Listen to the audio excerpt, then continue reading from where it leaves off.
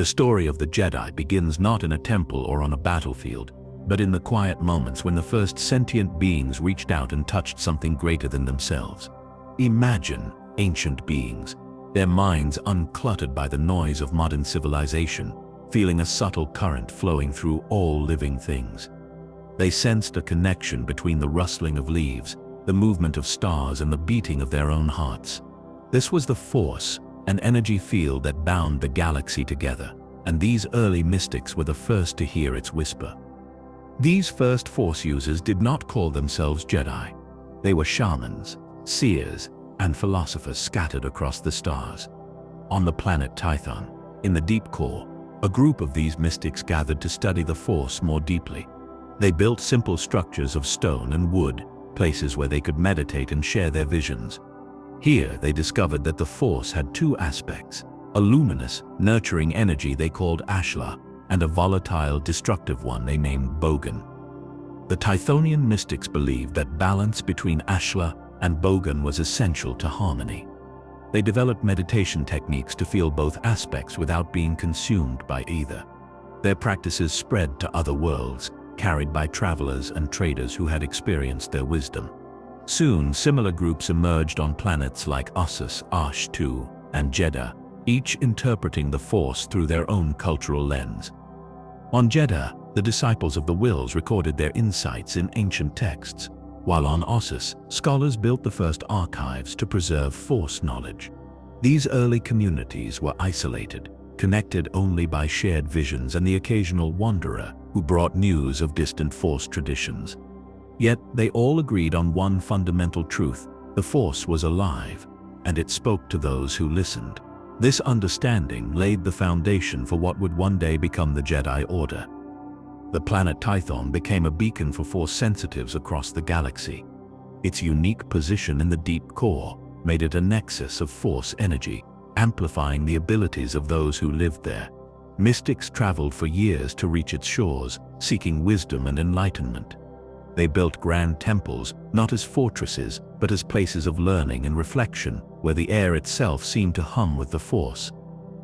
One of the most significant developments was the creation of the Thaw-Yor pyramid ships. These massive vessels, constructed from crystalline materials that resonated with the Force, could navigate hyperspace through meditation alone. They were piloted by the greatest Tythonian mystics, who guided them to planets rich in Force energy. Each Thaw-Yor carried a community of seekers, establishing new enclaves and spreading the study of the Force across the galaxy. The journey of the Thaw-Yor was a sacred pilgrimage, a test of patience and unity. Those aboard meditated for months, their minds linked to the ship and to each other. Feeling the ebb and flow of the Force through the stars, they arrived on worlds like Kelly and Deveron, where they shared their knowledge with native Force users. These exchanges enriched all traditions, creating a tapestry of wisdom that spanned cultures and star systems. As these communities grew, they began to formalize their teachings. On Tython, the mystics established the Jedi Order, dedicated to maintaining balance between Ashla and Bogan. They built the temples of Jedi across the planet, each dedicated to a different aspect of the Force. The Temple of Martial Arts on Anal-Kesh taught combat as a form of moving meditation, while the Temple of Science on Verka explored the physical nature of the Force. And the Jedi believed that true understanding came from embracing both light and dark.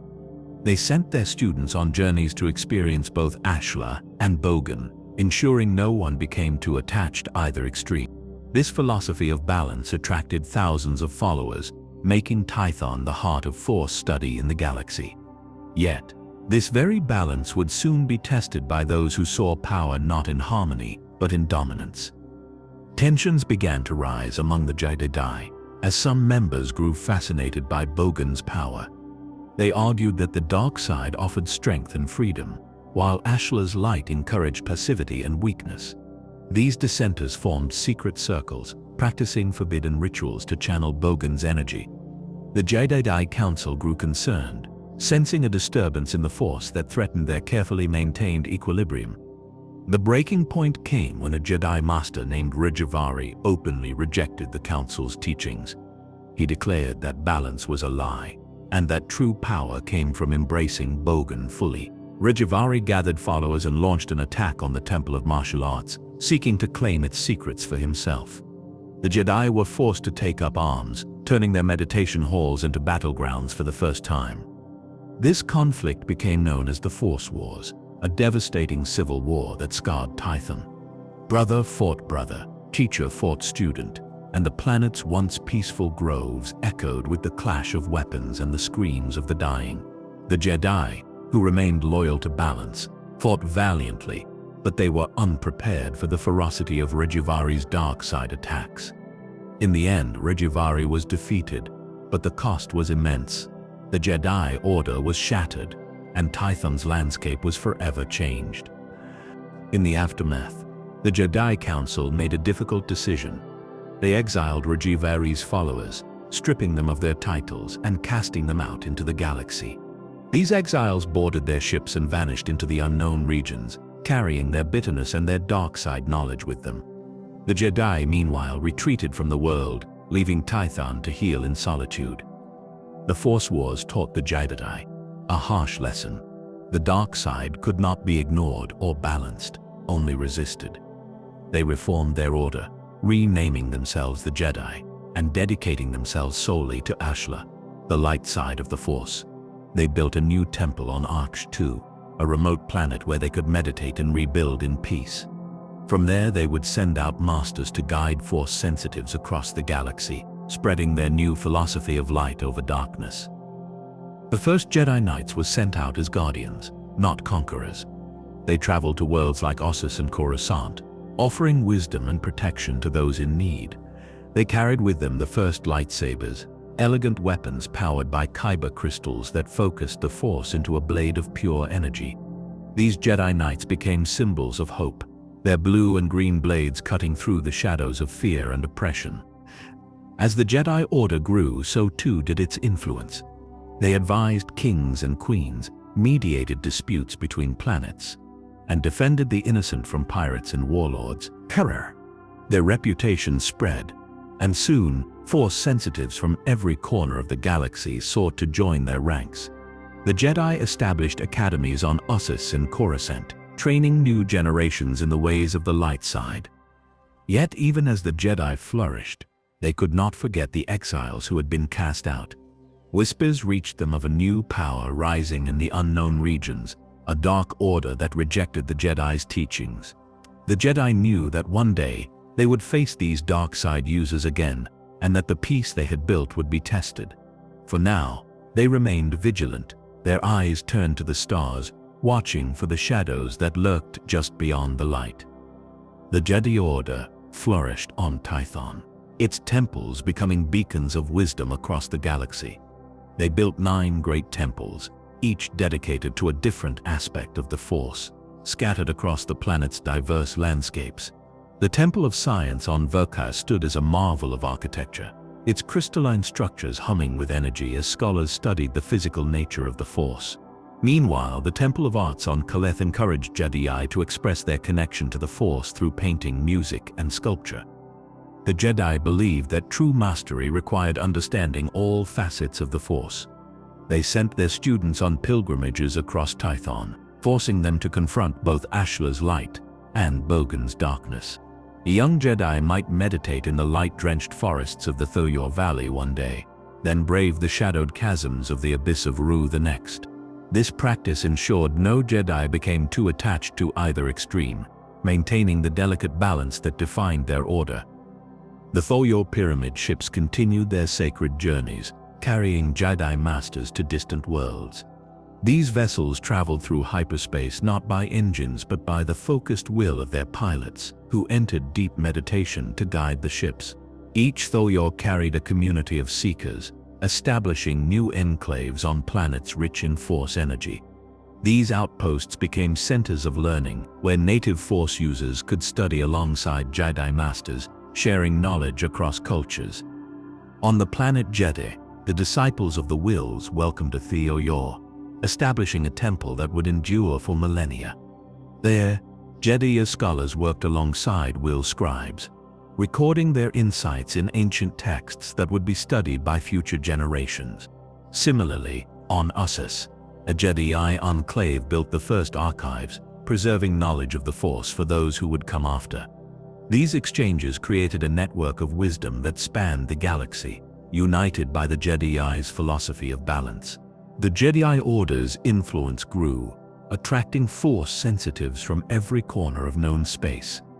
Travelers braved treacherous hyperspace routes to reach Tython, seeking admission to the Order's academies. Jedi Council, composed of the wisest masters, carefully evaluated each applicant, ensuring they possessed the discipline to walk the path of balance. Those who were accepted underwent years of rigorous training, learning to harness the Force while maintaining harmony between light and dark. Life in the Jedi Order was one of discipline and purpose. Days began before dawn with meditation, followed by physical training, scholarly study, and practical application of Force abilities. Jedi learned to heal with the Force, to communicate with living beings, and to sense disturbances in the energy field that bound the galaxy. They also trained in combat, not as warriors, but as guardians prepared to defend balance against those who would disrupt it. The Jedi developed unique traditions that reflected their philosophy. During the Festival of Balance, Jedi would gather at the Great Temple of Tython to celebrate the harmony between Ashla and Bogan.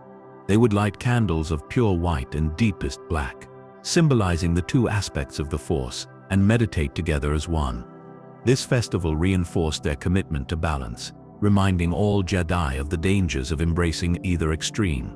Yet even in this golden age, seeds of discord began to take root. A small group of Jedi, led by a charismatic master named Rojivari, began to question the Order's teachings.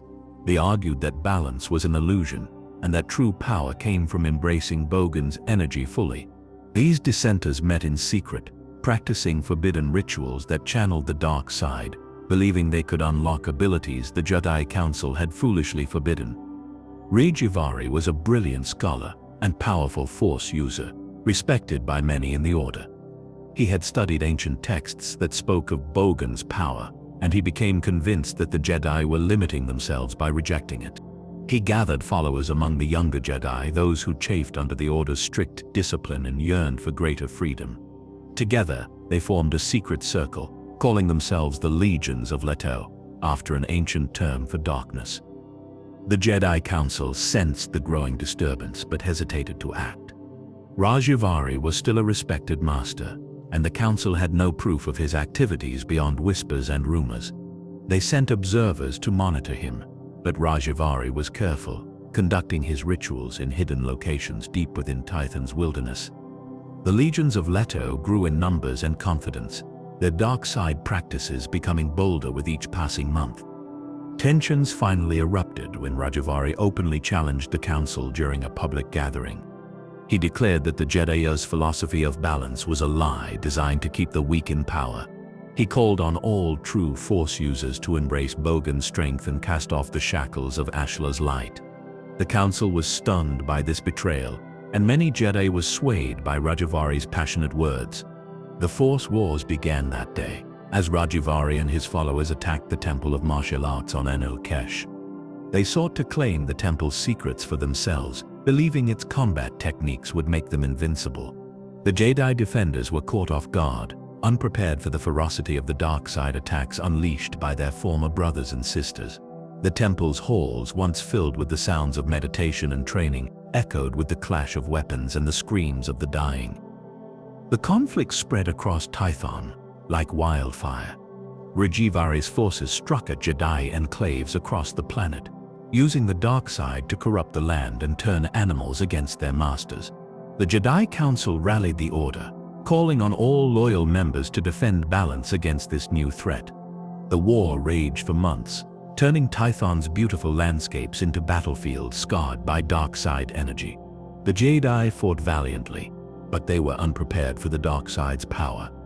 Rajivari's followers wielded it with devastating effect, creating storms of dark energy and summoning creatures of shadow to fight alongside them. Many Jedi fell, their light side defenses overwhelmed by the relentless assault of Bogan's fury. The Order teetered on the brink of destruction, its very existence threatened by the darkness it had sought to balance. In a final desperate battle at the Great Temple of Tython, the Jedi confronted Rajivary and his inner circle. The fighting was fierce, with both sides calling upon the Force in ways that shook the planet to its core. In the end, Rajivary was defeated, but not before unleashing a dark side wave that scarred the temple and the surrounding land. The Jedi had won, but the cost was catastrophic. The Order was shattered, and Tython itself was wounded by the conflict. In the aftermath, the Jedi Council made a difficult decision. They could not allow those who had embraced the dark side to remain on Tython, where their influence might corrupt future generations. Rajivary's followers were stripped of their titles and exiled, cast out into the galaxy with nothing but the clothes on their backs and the dark side knowledge they had embraced. These exiles boarded their ships and vanished into the unknown regions, carrying their bitterness and their hatred with them. The Jedi Order was forever changed by the Force Wars. They realized that balance was not enough. The dark side was too dangerous to be embraced, even in small amounts. The Order reformed itself, renaming its members the Jedi and dedicating themselves solely to Ashla, the light side of the Force. They abandoned Tython, leaving the planet to heal in solitude, and established a new temple on the remote world of Ach'Chi. From Ach'Tu, the Jedi Order would send out masters to guide Force sensitives across the galaxy. These Jedi Knights carried a new philosophy, one that rejected the dark side entirely and sought to protect the light. They built academies on worlds like Ossus and Coruscant, training new generations in the ways of the Force, always vigilant against the darkness that lurked just beyond the light. The Jedi Order was born from the ashes of the Jedi, forged in the fires of the Force Wars, and dedicated to preventing such a conflict from ever happening again. The Jedi Order rose from the ashes of the Force Wars, a beacon of balance in a galaxy still reeling from conflict. They established their new home on Tython, a planet bathed in the light of its twin suns and saturated with the energy of the Force. Here, they built the first great temples, structures designed not as fortresses, but as places of learning and meditation. The Temple of Chigon Kesh, nestled in the mountains, became a center for physical training, where Jedi learned to move in harmony with the Force. The Temple of Kaleth, with its towering spires reaching toward the sky, was dedicated to the study of the Force's mysteries. Jedi scholars gathered there, poring over ancient texts and sharing visions received during deep meditation. They believed that understanding the Force required both physical discipline and intellectual pursuit, a balance of body and mind. This philosophy became the cornerstone of the Jedi Order, guiding their every action and decision. The Thoyor pyramid ships, those ancient vessels that had carried the first mystics to Tython, were repurposed as mobile academies. Each pyramid housed a community of Jedi, traveling to distant worlds to spread their teachings and seek out new Force sensitives. These journeys were sacred pilgrimages, testing the resolve and unity of those aboard. The Thoyor became symbols of the Jedi's commitment to balance, moving between light and dark, knowledge and action. At the heart of the Jedi Order was the belief in Ashla and Bogan, the twin aspects of the Force. Ashla represented creation, growth, and harmony, while Bogan embodied destruction, chaos, and change.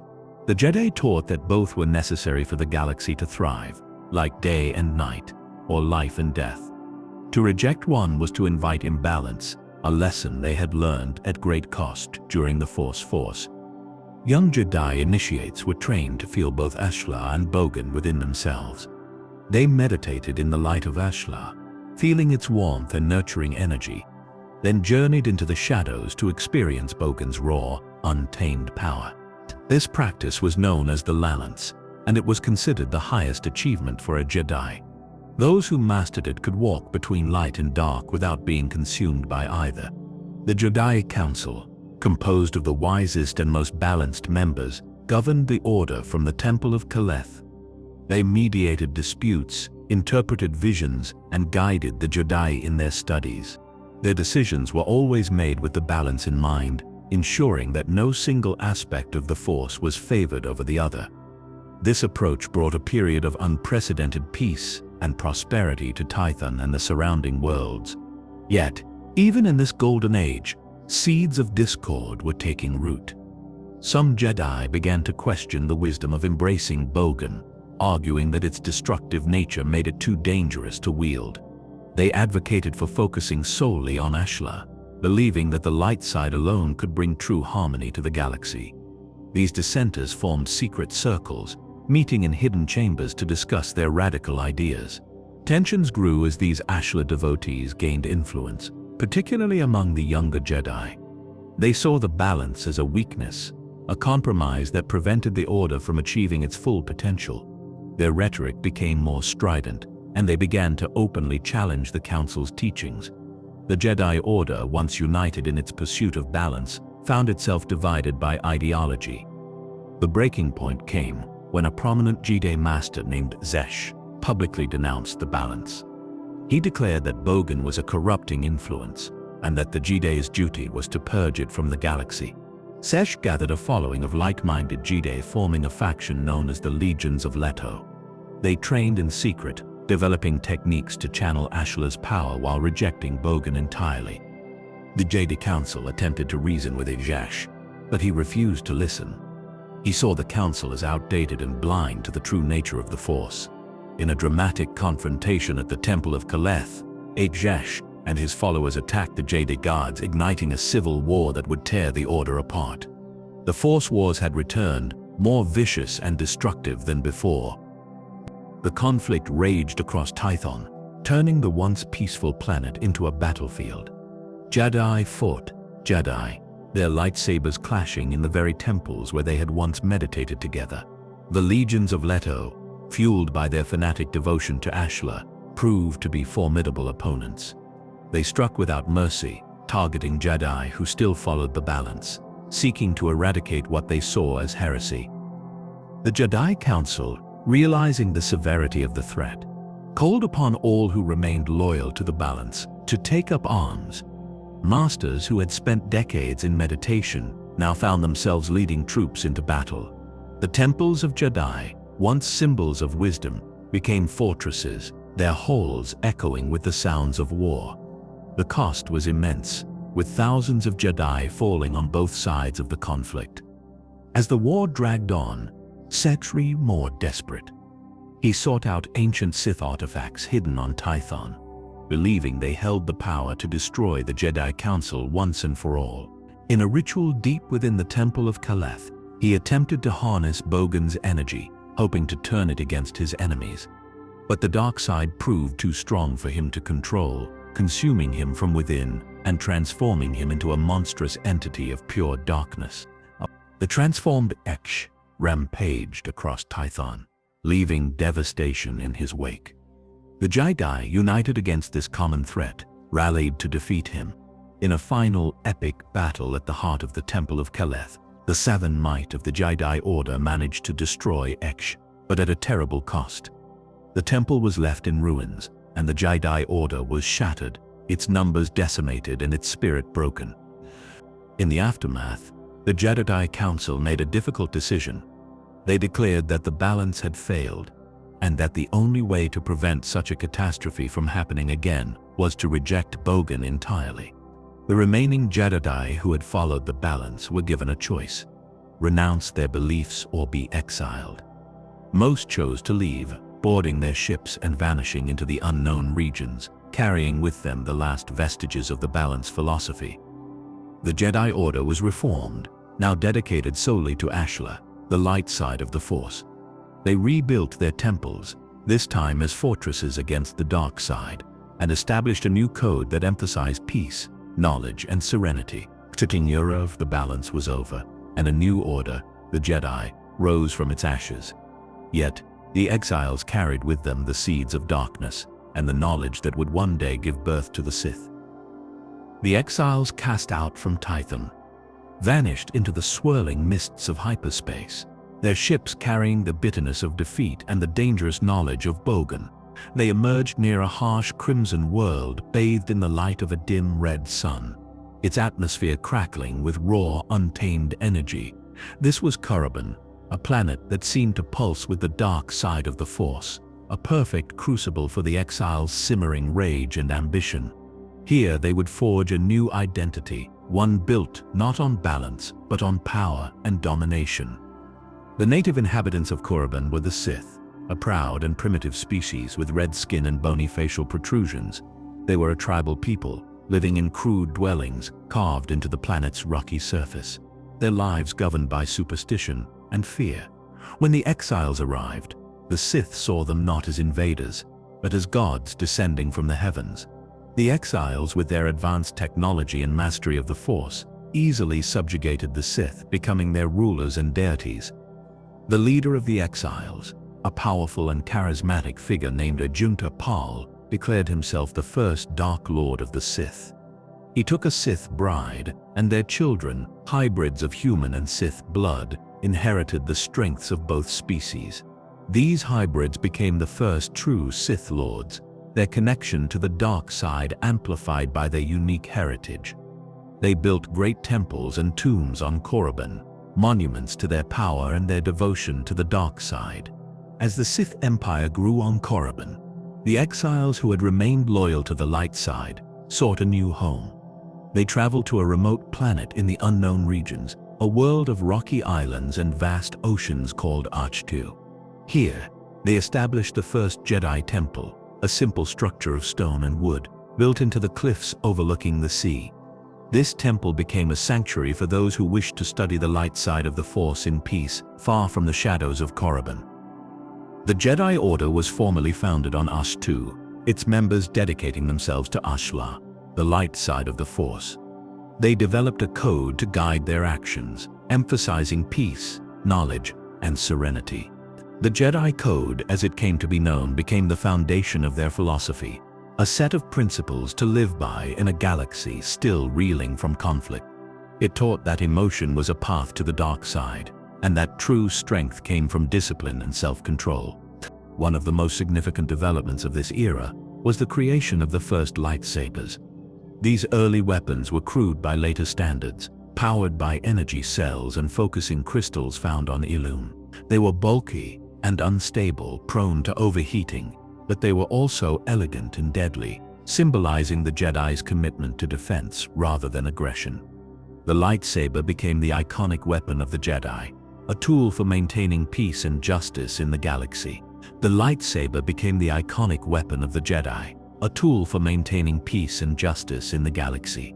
As the Jedi Order grew, it expanded beyond Archtu, establishing a new temple on the planet Ossus. Ossus was a world of vast deserts and lush forests, rich in the Force and ideal for training new generations of Jedi. The Jedi constructed a great library and archive there, preserving the knowledge of the Force for future generations.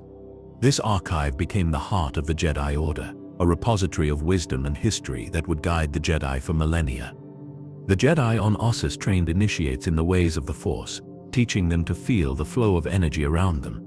They practiced meditation, lightsaber combat, and the art of diplomacy, preparing them for a life of service to the galaxy. The Jedi Knights, as they came to be known, were sent out as guardians, protecting the innocent and upholding justice. They became symbols of hope in a galaxy still recovering from the devastation of the Force Wars. Yet, even as the Jedi flourished on Ossus, they could not forget the exiles on Korriban. Whispers reached them of a new empire rising in the unknown regions, one built on the dark side of the Force. The Jedi knew that the Sith, as the exiles now called themselves, would one day seek to expand their dominion. They prepared for the inevitable conflict, training their knights and studying the dark side in order to better understand their enemy. The Jedi Order's influence spread throughout the galaxy, with temples and enclaves established on many worlds. They advised planetary governments, mediated disputes, and defended the weak from oppression. Their reputation as wise and powerful guardians grew, and many sought their guidance in times of crisis. The Jedi became a beacon of light in a galaxy still shadowed by the memory of the Force Wars. On Korriban, the Sith Empire continued to grow, its power and influence expanding with each passing year. The Sith Lords delved deeper into the dark side, developing new powers and abilities that terrified even their own people. They built monuments to their power, great ziggurats and tombs that echoed with the screams of their victims. The Sith became obsessed with immortality, seeking ways to cheat death through the dark side. no matter the cost. The Jedi on Ossus watched the rise of the Sith with growing concern. They knew that a conflict between the two orders was inevitable, a clash of light and dark that would shape the future of the galaxy. The Jedi prepared for war, training their knights and studying their enemies' tactics. They hoped that peace could be maintained, but they knew that the Sith would not rest until the galaxy was under their control. The stage was set for a new era of conflict, one that would test the Jedi Order like never before. The Sith had grown powerful on Korriban, their dark side knowledge making them formidable adversaries. The Jedi, meanwhile, had established themselves as guardians of peace, their commitment to the light side unwavering.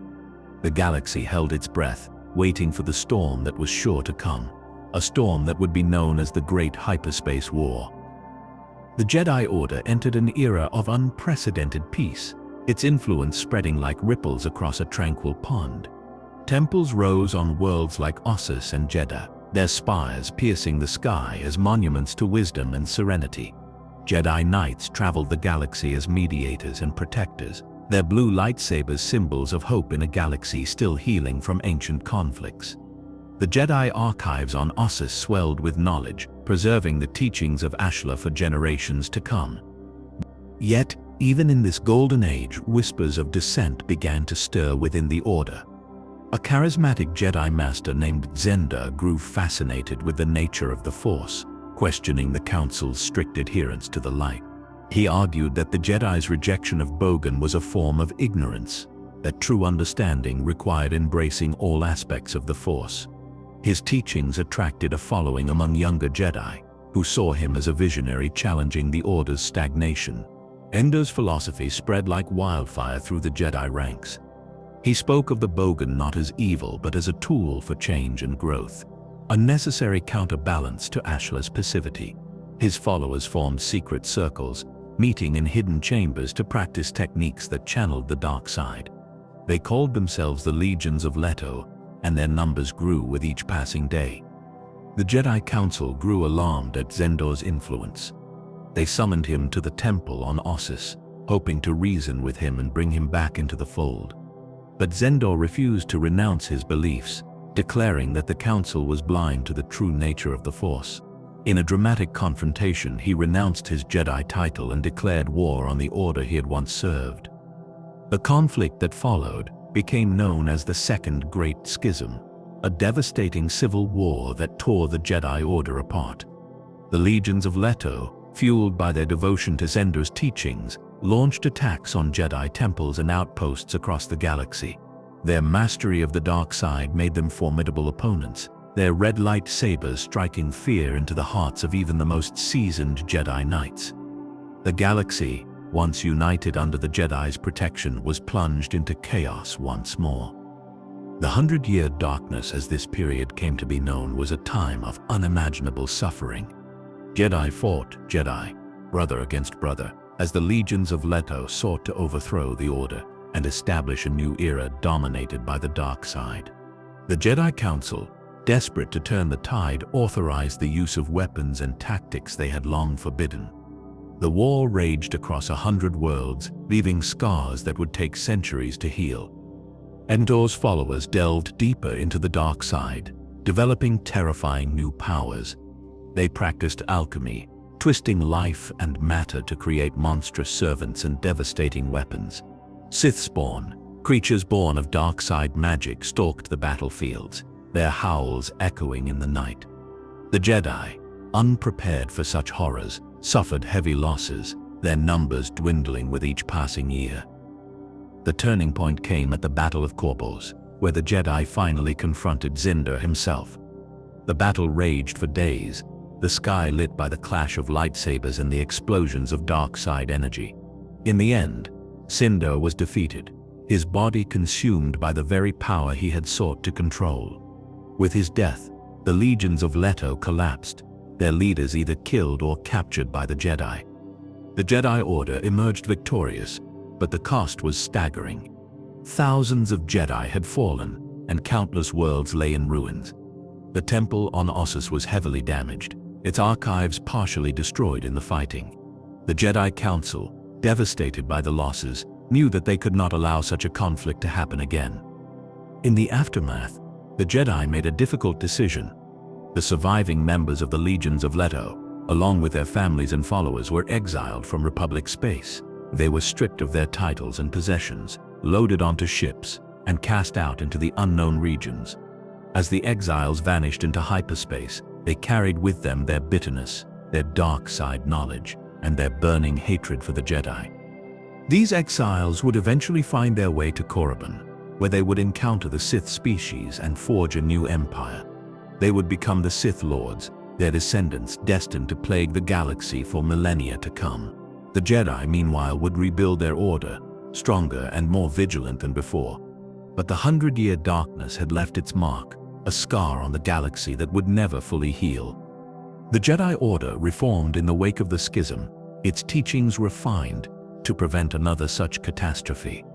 The Jedi Code was revised, emphasizing the dangers of the dark side and the importance of emotional detachment. Initiates were trained from a young age, their minds molded to resist the temptations of Bogan. The Order became more centralized, with the Council wielding greater authority over its members. The temples were rebuilt, stronger and more fortified than before. The Jedi archives were restored, the lost knowledge painstakingly recovered and preserved. New protocols were established for dealing with dark side threats, ensuring that the Order would never again be caught unprepared. The Jedi emerged from the 100-year darkness as guardians not just of peace, but of the light itself. Yet, even as the Jedi rebuilt, they could not forget the exiles. Whispers reached them of a new power rising in the unknown regions, one built on the dark side and fueled by hatred for the Jedi. The Jedi knew that the Sith, as the exiles now called themselves, would one day return to seek vengeance. They prepared for the inevitable conflict, training their knights and studying the dark side in order to better understand their enemy. The galaxy entered a period of uneasy peace, the calm before the storm. The Jedi Order stood as a beacon of light, its influence spreading across the stars. But in the shadows, the Sith Empire grew stronger, its power and influence expanding with each passing year. The stage was set for a new conflict, one that would dwarf even the 100-year darkness in its scope and devastation. The 100-year darkness had ended, but its legacy would endure. The Jedi Order had survived, but it had been forever changed by the conflict. The Sith had been defeated, but they had not been destroyed, their dark side knowledge preserved in the hearts of the exiles. The galaxy held its breath, waiting for the next chapter in the eternal struggle between light and dark. On Yavin 4, Sado established a hidden base, using Sith alchemy to transform the native Massassi warriors into monstrous servants and guardians. He placed himself in a state of suspended animation within a Sith sarcophagus, preserving his life force while he waited for the galaxy to forget the Sith threat. Sado knew that the Republic and the Jedi would eventually become complacent, and when they did, the Sith would rise again to challenge their dominance. Though the Great Hyperspace War was over, the Sith legacy endured, hidden away on a forgotten moon, waiting for the moment when darkness would once again threaten the galaxy.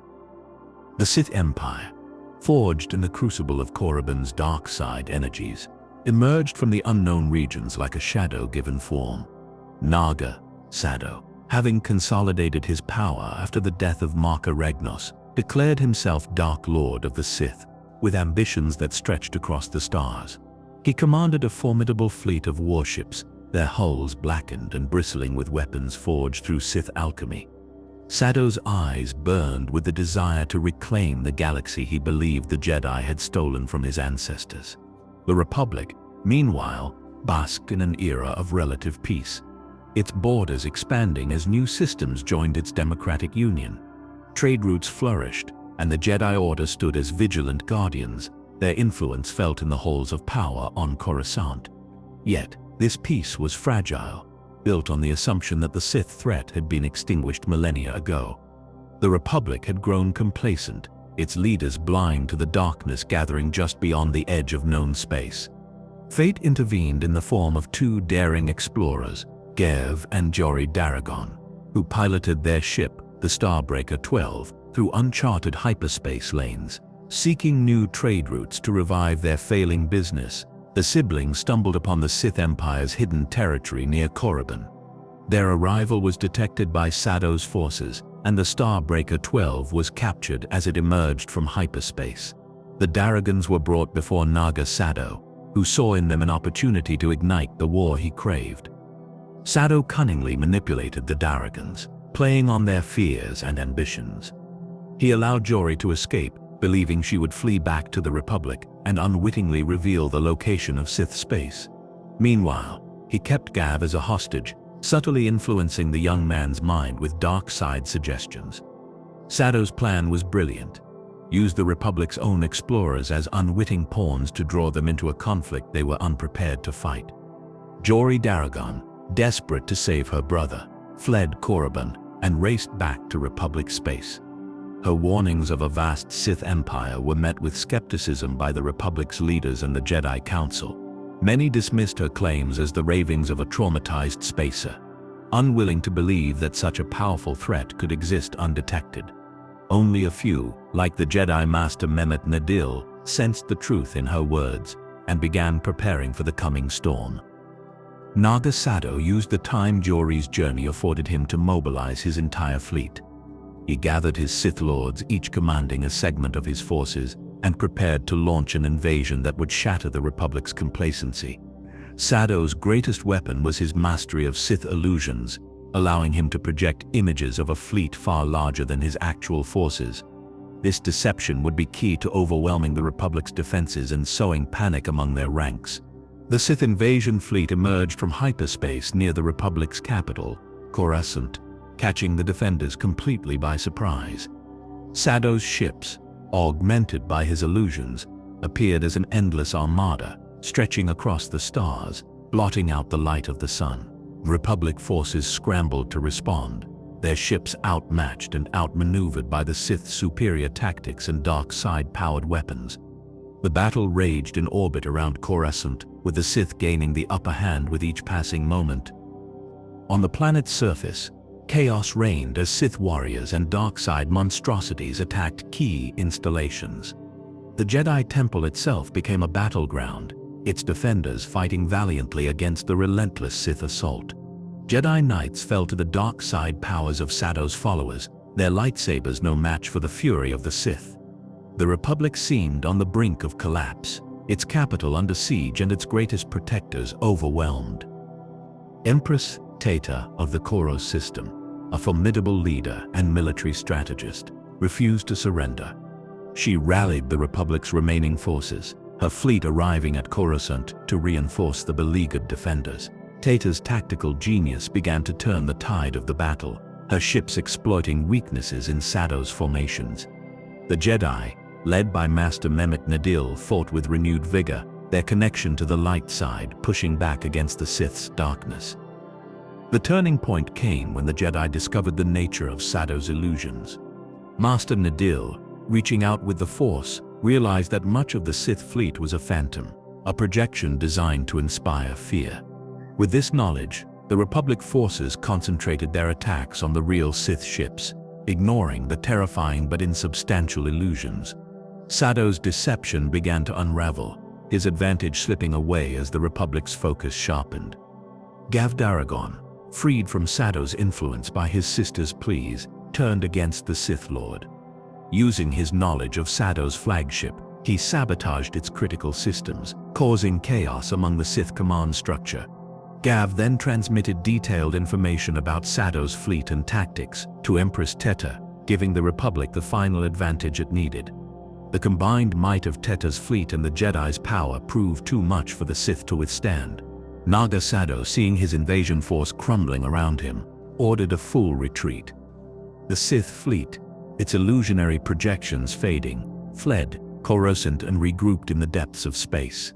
Sadow knew that the war was lost, at least for now, and that he needed to preserve what remained of his forces. The Republic, though victorious, was left reeling from the devastation, its capital scarred and its confidence shaken. The great hyperspace war had ended, but its legacy would endure for millennia. The Republic had survived, but it had learned a harsh lesson about the dangers of complacency. The Jedi Order, though victorious, had suffered heavy losses and gained a new understanding of the Sith threat. Naga Sado, defeated but not destroyed, retreated to the jungle moon of Yavin 4, where he would enter a state of suspended animation, waiting for the day the Sith would rise again. The great hyperspace war had ended, but the galaxy was left scarred, its peace fragile and uncertain. The Republic, though victorious, had been humbled by the Sith invasion, its complacency shattered by the realization that darkness could strike from beyond known space. The Jedi Order, having suffered heavy losses, began the slow process of rebuilding its ranks and its influence. This era, known as the Old Republic, would see the Jedi rise to become the guardians of peace and justice they were always meant to be. In the aftermath of the war, the Jedi Council made a momentous decision to establish a new permanent headquarters on Coruscant, the heart of the Republic. The construction of the Jedi Temple on Coruscant was a monumental undertaking, a symbol of the Order's renewed commitment to protecting the galaxy. The temple's design was both functional and spiritual, with spires that reached toward the sky and meditation chambers that resonated with the light side of the Force. It became a beacon of hope, a sanctuary for those seeking wisdom and protection in a galaxy still recovering from conflict. As the Jedi settled into their new home, they expanded their role within the Republic. Jedi Knights were sent out as ambassadors, mediators, and advisors, helping to stabilize the Republic and prevent future conflicts. They worked closely with the Republic's leaders, offering guidance and insight drawn from their connection to the Force. The Jedi Order became an integral part of the Republic's government, its influence felt in every corner of the galaxy. Yet, peace was not easily maintained in a galaxy as vast and diverse as the one the Jedi sought to protect. New threats emerged, challenging the Jedi's resolve and testing their commitment to their ideals. The Mandalorian clans, a warrior culture known for their skill in battle and their code of honor, began to expand their influence. Their raids on Republic worlds and their clashes with Jedi peacekeepers became a constant source of tension. The Jedi found themselves increasingly drawn into conflicts with the Mandalorians, whose warrior ethos clashed with the Jedi's philosophy of peace and diplomacy. These encounters were not full-scale wars, but a series of skirmishes and standoffs that tested the Jedi's ability to uphold their principles. The Mandalorians respected strength and combat prowess, often viewing the Jedi's reluctance to engage in open warfare as a sign of weakness. This fundamental difference in values created a rift between the two groups that would persist for centuries. Another challenge came from the Hutt cartels, whose criminal enterprises spread across the Outer Rim. The Hutts, with their vast wealth and influence, controlled many worlds through fear and corruption. The Jedi often found themselves intervening to protect innocent beings from Hutt oppression, leading to tense confrontations with the cartel's enforcers. These conflicts were more subtle than those with the Mandalorians, fought in the shadows and back alleys of the galaxy's seediest worlds. Despite these challenges, the Jedi Order continued to grow and evolve. New generations of Jedi were trained in the Coruscant Temple, their minds and spirits shaped by the teachings of the Jedi Code. The Order's ranks swelled with initiates from across the galaxy, each drawn to the Jedi's mission of peace and justice. The Jedi Archives on Coruscant became the most comprehensive repository of knowledge in the galaxy, preserving the wisdom of the ages. As the Jedi delved deeper into their studies, they made a disturbing discovery. Sith holocrons, hidden away in the aftermath of the Great Hyperspace War. These devices, repositories of dark side knowledge, had been scattered or lost during the conflict, but now they were being rediscovered. The Jedi Council faced a dilemma. Should these dangerous artifacts be destroyed or studied to better understand the dark side? After much debate, they decided to secure the holocrons in the archives, restricting access to only the most trusted Jedi Masters. The rediscovery of Sith holocrons served as a grim reminder that the dark side had not been vanquished. The Jedi knew that as long as such knowledge existed, there would always be those tempted by its power. They redoubled their efforts to train their members in the ways of the light side, emphasizing discipline and self-control. The Jedi Order became more vigilant, its members ever watchful for signs of dark side corruption. It was during this time that a young Jedi named Freeden Nad began to explore the forbidden knowledge contained within the Sith holocrons. Nad was a gifted student, but he was also arrogant and ambitious, believing that the Jedi's restrictions were holding him back. He secretly studied the holocrons, drawn to the power they promised and the freedom they offered. The dark side's influence began to corrupt him, twisting his thoughts and fueling his desire for greater power. Nad's fall from grace was gradual, but inevitable. He began to question the Jedi Code, seeing it as a set of chains that prevented him from achieving his true potential. He sought out other sources of dark side knowledge, traveling to worlds steeped in the Force's darker aspects. Eventually, Nad abandoned the Jedi Order, leaving Coruscant behind to pursue his own path to power. The Jedi Council was deeply troubled by Nad's departure. They saw in him a warning of what could happen when a Jedi succumbed to the temptation of the dark side. Nad's fall served as a cautionary tale, reinforcing the Order's commitment to vigilance and discipline. Yet, they could not shake the feeling that this was only the beginning, that greater darkness lay ahead. As the Old Republic era continued, the Jedi Order stood as a bulwark against chaos and oppression. They had rebuilt their strength, established a permanent home, and reaffirmed their commitment to the light side of the Force. The galaxy looked to the Jedi for guidance and protection, and the Jedi did not waver in their duty. But the shadows of the past lingered, and the whispers of darkness could still be heard, waiting for the right moment to resurface. The whispers of darkness that had followed Freedon Nad since his departure from the Jedi Order led him to the remote world of Onderon. This planet, with its ancient stone cities and dense forests, pulsed with a unique energy in the Force, a place where the veil between the physical and spiritual realms was thin. Nad sensed that Onderon held secrets that could grant him the power he craved. Secrets hidden beneath layers of history and myth. He arrived not as a conqueror, but as a seeker, his presence at first unnoticed by the planet's rulers and inhabitants. Onderon was ruled by Queen Aminoa, a descendant of the planet's ancient monarchs, who maintained order through a combination of tradition and subtle use of the Force. Nad, with his Jedi training and nascent dark side knowledge, quickly insinuated himself into the royal court, becoming an advisor to the Queen. He used his position to manipulate events, subtly turning Aminoa away from the light and toward the temptations of the dark side. The Queen, already burdened by the challenges of ruling a world torn between civilization and the wild beast riders, found Nad's promises of power and control irresistible. Under Nad's influence, Queen Aminoa began to embrace the dark side, her rule becoming increasingly oppressive and tyrannical. She constructed a secret chamber beneath the palace, a place where she could commune with Nad and delve deeper into Sith teachings.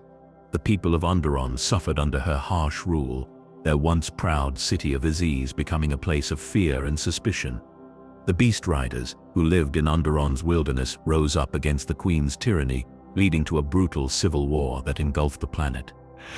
Nad's corruption of Onderon was complete, but he sought more than just temporal power. He craved immortality and true mastery of the dark side. He performed a dark side ritual, sacrificing his physical body to transform his consciousness into a powerful spirit bound to Onderon. As a spirit, Nad became even more dangerous, able to influence the minds of the living and wield the dark side with terrifying effect. He lingered in the shadows of Aziz, whispering to those who sought power, waiting for the day he would find a worthy successor to carry on his dark legacy. Centuries passed, and the memory of Freedon Nad faded into legend, though his spirit remained tethered to Onderon. The Jedi Order, having established peace in the galaxy, occasionally sent knights to investigate rumors of dark side activity on the planet. These Jedi found a world still scarred by Nad's influence, with secret cults dedicated to his memory and a lingering darkness that permeated the Force. They did their best to cleanse the planet of Nad's taint, but the spirit of the Dark Lord proved too powerful to be completely eradicated. It was during this time that a young and powerful Jedi named Exar Kun arrived on Onderon, drawn by rumors of ancient Sith knowledge. Kun was a gifted student, but he was also arrogant and dissatisfied with what he saw as the Jedi's passive approach to the Force. He believed that true understanding required exploring all aspects of the Force, including the dark side, a view that put him at odds with the Jedi Council. Kuhn's search for forbidden knowledge led him to Nad's tomb, hidden deep beneath the palace of Aziz. In the tomb, Exar Kun encountered the spirit of freedom Nad, who saw in the young Jedi the perfect vessel for his dark legacy. Nad began to tutor Kun in the ways of the Sith, feeding his ambition and fueling his disillusionment with the Jedi Order. He showed Kun the power of the dark side, demonstrating how it could be used to achieve goals that the Jedi considered impossible. Kun, seduced by this power and his own desire for greatness, willingly embraced the teachings of the Sith. Under Nad's guidance, Exar Kun fully embraced the dark side, rejecting his Jedi heritage and declaring himself a Dark Lord of the Sith. He traveled to Yavin 4, where he discovered the Massassi temples and the hidden knowledge of the ancient Sith Lord Naga Sadow. Kun delved into Sadow's secrets, learning to create monstrous creatures and wield devastating Sith sorcery. He also found the ancient Sith amulets, artifacts that amplified his power and connected him to the dark side nexus of Yavin 4. Kun's transformation into a Sith Lord was complete, but he knew he could not achieve his goals alone. He sought out another fallen Jedi, Ulic Qel-Droma, who had been corrupted by the dark side while infiltrating the Krath cult. Kun and Qel-Droma formed an alliance, with Kun as the master and Qel-Droma as his apprentice, united in their desire to overthrow the Jedi Order and conquer the galaxy. Together, they declared the Great Sith War, a conflict that would engulf the galaxy and test the Jedi Order like never before. The Sith War began with a series of devastating attacks on Jedi temples and outposts across the galaxy. Kun and Qel-Droma's forces, bolstered by dark side monstrosities and corrupted Jedi, struck with terrifying speed and precision. The Jedi Temple on Ossus, the heart of the Order, was a primary target, its archives looted and its defenders slaughtered. The Jedi were caught off guard by the scale and ferocity of the assault, their numbers dwindling as the war raged on. The most catastrophic event of the war was the destruction of the Chrome Cluster. Exar Kun, seeking to demonstrate his power and eliminate a Jedi stronghold, used an ancient Sith device to trigger a chain reaction in the cluster's stars. The resulting supernovas annihilated entire star systems, causing unimaginable loss of life and leaving a permanent scar on the galaxy. The Jedi Order was horrified by this act of pure destruction, which solidified their resolve to defeat Kun and his Sith forces at any cost. The tide of the war began to turn when the Jedi, led by Master Vodo Siosk Bas, launched a counter-offensive against Kun's forces. Ulic Qel-Droma, captured by the Jedi, was redeemed by his love for his former lover, Nomi Sunrider, and provided crucial intelligence about Kun's plans. The Jedi then focused their efforts on Yavin 4, where Exar Kun had established his base of power. In a final epic pipel, the Jedi used a massive ritual to trap Kun's spirit within the Massassi temples, preventing him from ever again threatening the galaxy. The Great Sith War was over, but the galaxy was forever changed by its devastation. The Jedi Order had survived, but it had been weakened, its numbers depleted and its confidence shaken. Entire star systems had been destroyed, and countless lives had been lost in the conflict. Exar Kun remained imprisoned on Yavin 4, his spirit a dark reminder of the dangers of the dark side, while the Jedi Order began the long process of rebuilding and healing. The spirit of Freedom Nad lingered like a poison in the Force, his influence seeping from his tomb on Onderon to corrupt the living. Nad had been a Jedi who fell to the dark side, seeking power beyond the Order's restrictions, and his legacy was one of manipulation and decay. His spirit found fertile ground in the heart of King Omin of Onderon, a ruler already steeped in dark side traditions passed down through generations. Omin became Nad's willing apprentice, using Sith magic to extend his life and tighten his tyrannical grip on the planet. Under Nad's spectral guidance, Omin transformed Onderon into a bastion of the dark side. The once beautiful capital city of Aziz became a place of shadows and fear, its streets patrolled by dark side beasts and corrupted guards. The people of Odom suffered under Omin's rule, their spirits broken by the oppressive weight of the dark side energy that saturated the planet. Whispers of rebellion were crushed with brutal efficiency, dissenters disappearing into the depths of Aziz's fortified citadel. The Jedi Order, sensing the growing darkness on Onderon, dispatched a team of knights to investigate. Led by Master Arca Jeth, the Jedi arrived to find a world in turmoil, its people living in terror of their king and his dark side powers. Arca Jeth, a wise and experienced Jedi, immediately recognized the influence of Freedon Nad's spirit and knew that this was a threat that could not be ignored. The Jedi prepared to confront Amon and sever his connection to the dark side, unaware of the greater forces at play. The conflict that followed became known as the Beast Wars, a brutal struggle between the Jedi and Amon's dark side forces. Amon unleashed monstrous creatures twisted by Sith alchemy upon the Jedi and the Onderonian rebels who dared to oppose him. The air grew thick with the stench of decay and the sounds of battle as the Jedi fought to liberate Onderon from Amon's tyranny.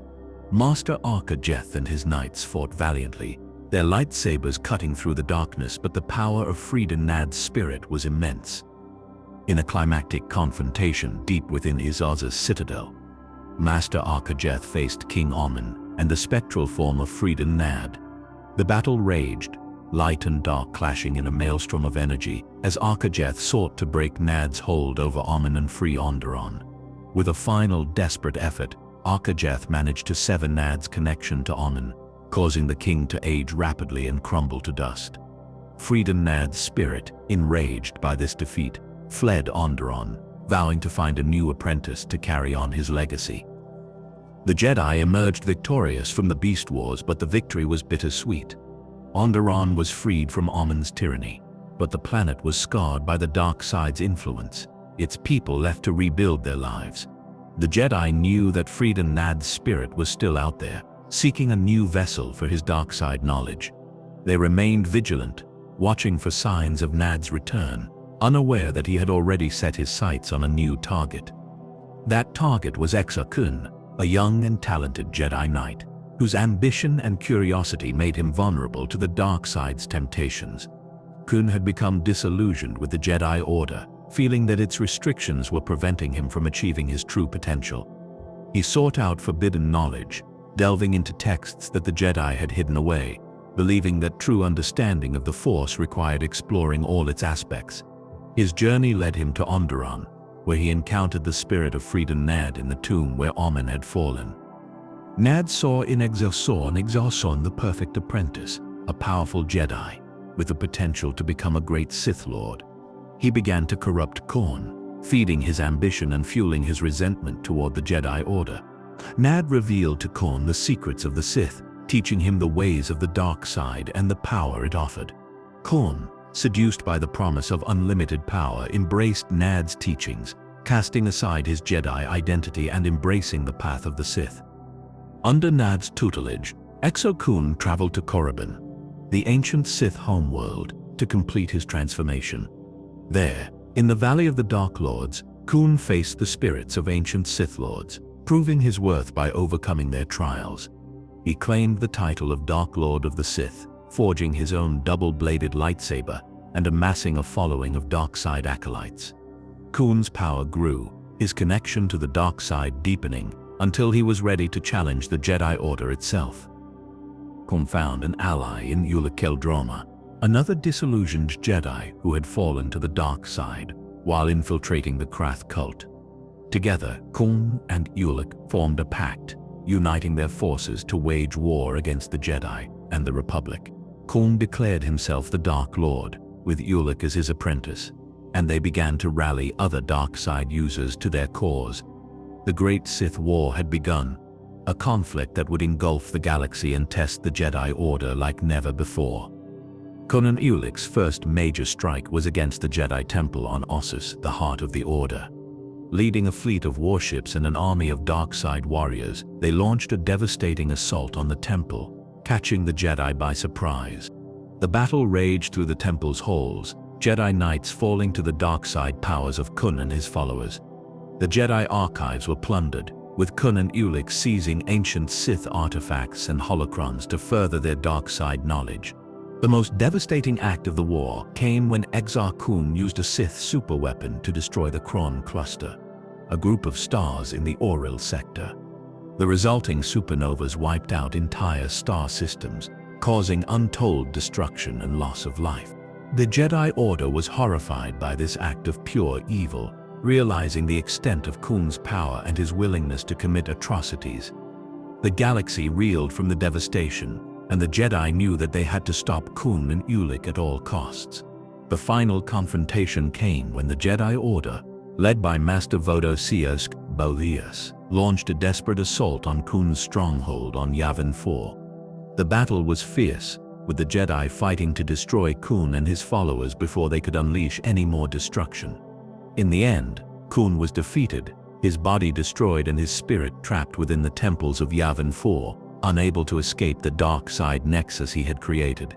Uli Kildroma, meanwhile, was captured and put on trial, but he eventually found redemption, helping the Jedi to dismantle Kuhn's remaining forces. The Great Sith War had ended, but the galaxy was left scarred by the conflict. The Jedi Order had suffered heavy losses, and the Republic was weakened by the devastation. Exar Kun's spirit remained trapped on Yavin 4, a dark reminder of the Sith's destructive power. And in the unknown regions, a greater darkness was stirring, one that would soon emerge to challenge the Jedi Order once more. Malak was defeated, but Revan, knowing the Sith threat was not entirely vanquished, made a choice that would define the rest of his life. He remembered the visions he had experienced on Dromund Kaas, the true source of the Sith threat, the Emperor Vitiate and his hidden empire. While the Republic celebrated its victory, Revan departed alone into the unknown regions, determined to confront the darkness at its source. The Jedi Civil War was over, but Revan's journey was far from finished, his path leading him into shadows where even the Jedi dared not tread. The Mandalorian Neo-Crusaders descended upon the Outer Rim like a storm of iron and fire, their conquests swift and brutal. Led by the charismatic Mandalore the Ultimate, these warriors sought not territory or resources, but worthy opponents to test their legendary combat skills. Their crusade ravaged worlds like Cathar and Dizun, leaving behind smoldering ruins and broken civilizations. The Republic, caught off guard by the suddenness and ferocity of the attacks, struggled to mount an effective defense against the Mandalorian war machine. The Republic, caught off guard by the suddenness and ferocity of the attacks, struggled to mount an effective defense against the Mandalorian war machine. The Jedi Council, convened in the highest chamber of the Coruscant Temple, debated their response with grave deliberation. Master Rook Lamar argued passionately that the Jedi should not become entangled in a war that was not theirs to fight.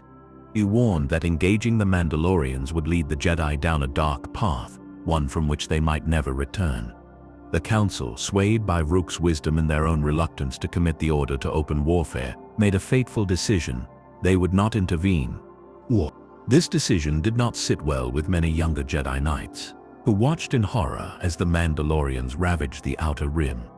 Among them was Revan, a charismatic and brilliant strategist whose tactical genius was matched only by his connection to the Force. Revan believed that the Jedi's inaction was a moral failure, that they had a duty to protect the innocent from the Mandalorian onslaught. He began to speak out against the Council's decision, rallying like-minded Jedi to his cause and preparing to defy the Order's mandate. Revan found a staunch ally in his closest friend, Alec, a powerful Jedi Knight, who shared his convictions and his desire for action.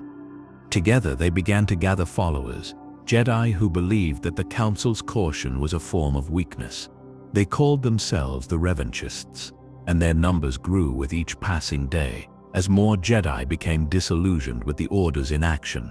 The Revanchists prepared to go to war, not as Jedi, but as defenders of the Republic, determined to stop the Mandalorian advance at any cost. The Revanchists' first major engagement came at the Battle of Taris, where they led a fleet of Republic ships against a Mandalorian invasion force. Revan's tactical brilliance was on full display as he outmaneuvered the Mandalorians, turning the tide of the battle and securing a crucial victory for the Republic. The success at Taris inspired more Jedi to join the Revanchists, and soon Revan found himself at the head of a formidable army. The Jedi Council, though displeased with Revan's defiance, could not deny the results of his actions, and they reluctantly granted him command of a portion of the Republic fleet. Under Revan's leadership, the Republic began to push back against the Mandalorian invaders. Victory followed victory as Revan's innovative strategies and Alec's fearless leadership turned the tide of the war. The Mandalorians, who had grown accustomed to easy victories, found themselves outmatched by Revan's tactical genius and the Revanchists' unwavering resolve. Revan became a hero to the Republic, his name synonymous with victory and hope in the face of overwhelming odds. The turning point of the war came at the Battle of Malachor Vev, a desolate world on the edge of known space. Revan, knowing that this battle would determine the outcome of the war, devised a plan that would end the Mandalorian threat once and for all.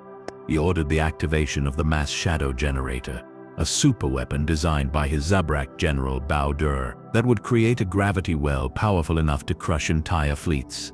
As the generator activated, the Mandalorian fleet, along with a significant portion of the Republic fleet still caught in the gravity well, was annihilated in an instant.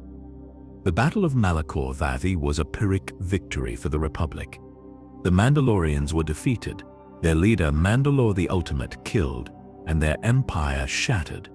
But the cost was immense, with thousands of Republic soldiers and Jedi losing their lives in the battle. The planet itself was left scarred, its surface twisted by the dark side energies released by the Mass Shadow Generator. In the aftermath of the battle, Revan and Alec, now known as Malak, led a small contingent of their followers into the unknown regions. They claimed to be hunting down the remnants of the Mandalorian fleet, ensuring that no trace of the Mandalorian threat remained. The Republic, grateful for Revan's victory and weary of war, allowed them to depart, unaware of the true purpose of their journey. Revan and Malak vanished into the uncharted depths of space, their fate unknown to all but a select few. The Jedi Order, relieved that the Mandalorian threat had been neutralized, began the process of rebuilding. The revanchists who had survived the war returned to the Order, many of them haunted by the horrors they had witnessed. Cancel, those still troubled by Revan's defiance, acknowledged the role he had played in saving the Republic. Yet, they could not shake the feeling that something was amiss, that Revan and Malak's disappearance was not as simple as it seemed. Unknown to the Jedi and the Republic, Revan and Malak had discovered something far more dangerous than the Mandalorians in the unknown regions. They had encountered the reconstituted Sith Empire, a hidden power that had been biding its time for millennia. The Sith Emperor Vitiate had sensed Revan's strength and ambition, and he had begun to corrupt the two Jedi, turning them to the dark side. Revan and Malak, once heroes of the Republic, were now Sith Lords, their minds twisted by the Emperor's influence and their own desire for power. As Revan and Malak delved deeper into the dark side, they began to plot their return to known space. They no longer saw themselves as saviors of the Republic, but as its conquerors, destined to rule the galaxy in the name of the Sith. The Jedi Order, unaware of the transformation that had taken place, believed that the greatest threat had been vanquished. They could not have been more wrong, for the true storm was yet to come, and it would be led by two of their own. The galaxy held its breath as Revan and Malak returned from the unknown regions, their ships bearing the crimson insignia of the Sith. No longer the heroes who had saved the Republic from the Mandalorians, they were now Dark Lords of the Sith, their minds twisted by the dark side and their hearts filled with ambition. The Republic, still celebrating its victory over the Mandalorians, was caught completely unprepared for this new threat. Revan and Malak's invasion was swift and brutal, their forces striking key Republic worlds and leaving devastation in their wake. At the heart of Revan's war machine was the Starforge, a Rakatan superweapon of unimaginable power. This ancient space station, hidden in the Lihun system, drew energy directly from a star to construct an endless fleet of warships and droids. Revan had discovered the Starforge during his journey to the unknown regions, and he had claimed it as the cornerstone of his new Sith Empire. With the Starforge's resources, Revan's fleet seemed unstoppable, its numbers growing with each passing day. The Jedi Order, reeling from the betrayal of two of its most promising members, scrambled to mount a defense.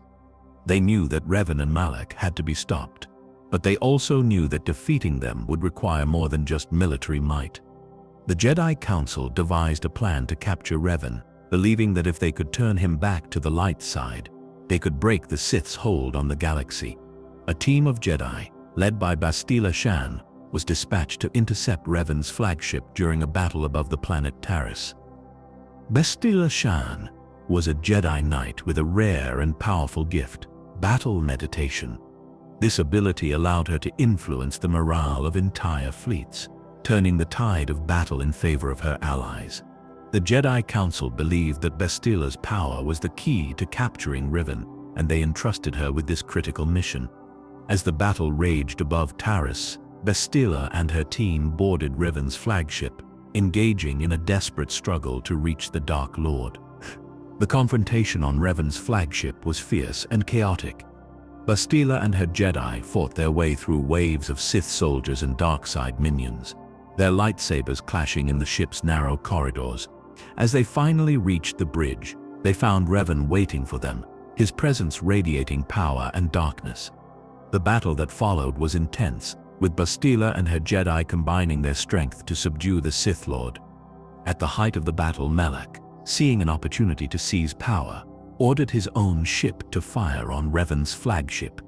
The turbo-laser strike was devastating, tearing through the bridge and causing massive damage to the ship.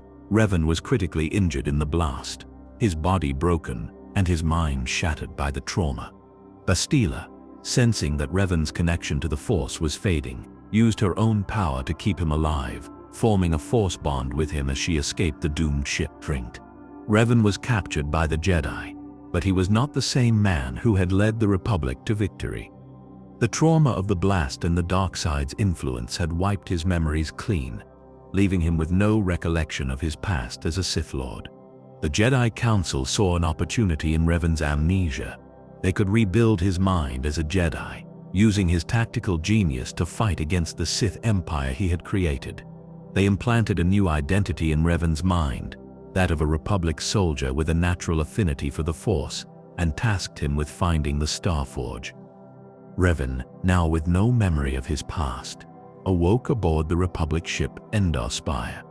He was accompanied by Bastila Shan, who was tasked with watching over him and guiding him on his journey. Together with a crew of unlikely allies, including the Republic soldier Koth Onasi and the Twi'lek mission Val, Revan set out to uncover the secrets of the Starforge. Their journey took them to planets like Tatooine, Kashyyyk, and Manaan, where they searched for the Starforge maps that would lead them to the Rakatan superweapon. As Revan traveled, he began to experience fragmented memories and visions of his past. These glimpses of his former life as a Sith Lord troubled him, and he struggled to reconcile the man he was becoming with the man he had been. Bastila, sensing Revan's inner turmoil, did her best to guide him, but she could not shake the feeling that the dark side was still a threat to him. Their journey became a test of Revan's new identity, as he was forced to confront the darkness within himself while fighting the darkness without. The search for the Starforge maps led Revan and his companions to the ocean planet of Manaan. There, in the depths of the planet's oceans, they discovered the final piece of the map, hidden away in an ancient Rakatan temple. With the complete map in hand, Revan and his allies set course for the Lihan system, where the Starforge awaited. They knew that confronting the Starforge would mean confronting Malak, and that the fate of the galaxy hung in the balance. The Battle of the Starforge was the climax of the Jedi Civil War.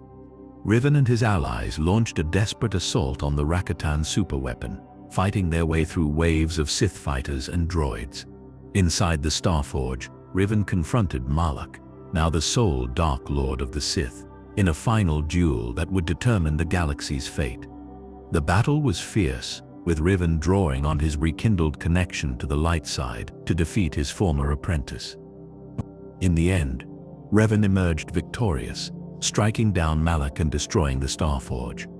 The Sith Empire was defeated, and the Republic was saved from the brink of destruction. Revan, having reclaimed his identity and turned back to the light side, was hailed as a hero once more. But the victory was bittersweet, for Revan knew that the Sith threat was not truly gone, and that a greater darkness still lurked in the unknown regions. After the war, Revan, now fully aware of his past and his connection to the dark side, set out on a new journey. He traveled to the unknown regions, seeking to confront the Sith Emperor who had corrupted him, and Malak, and to prevent the Sith Empire from launching another invasion.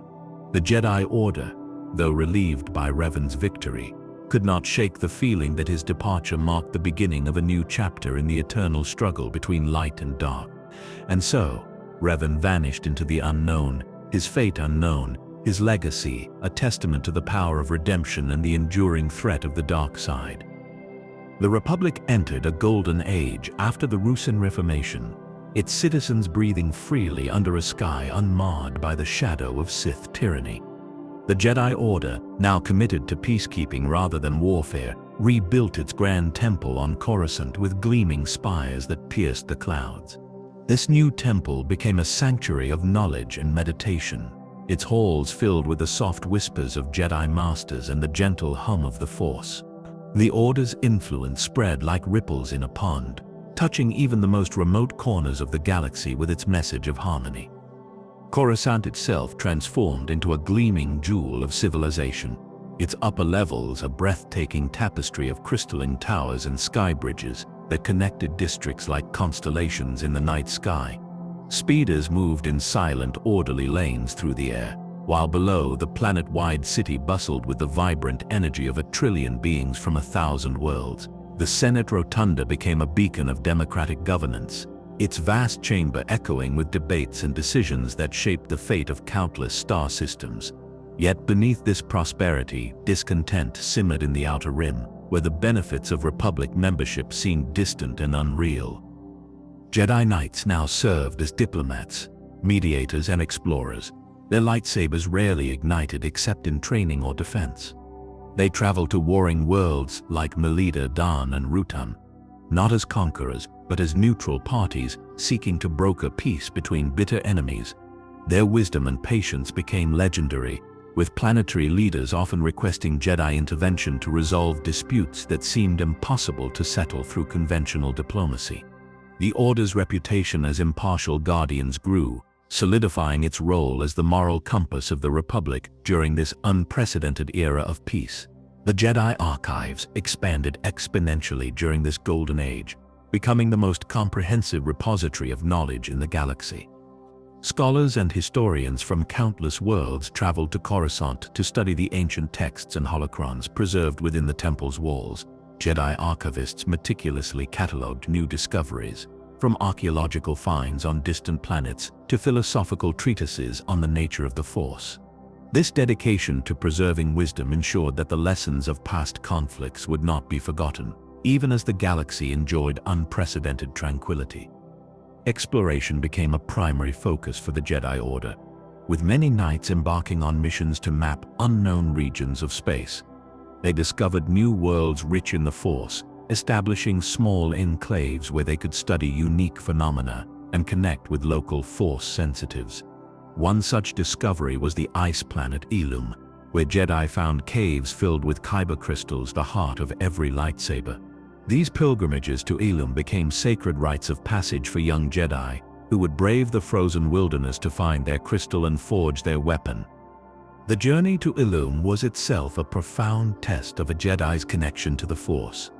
Initiates would meditate for days in the crystal caves, attuning themselves to the unique energy of the kyber crystals that would choose them.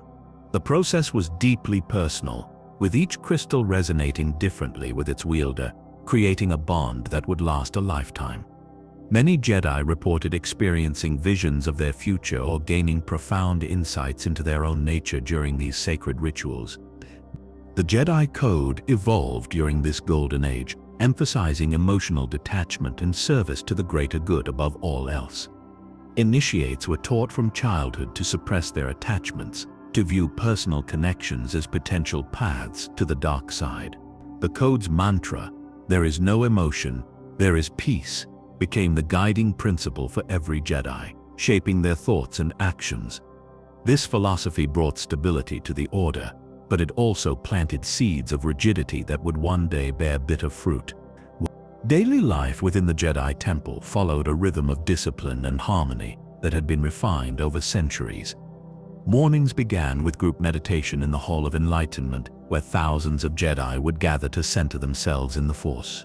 This was followed by physical training in the salas de combat, where lightsaber practice was conducted with wooden staves or low-power training blades.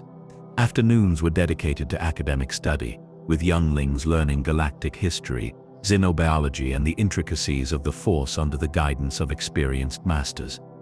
The Order's structure became more formalized during this period, with distinct roles emerging to serve the Republic's needs.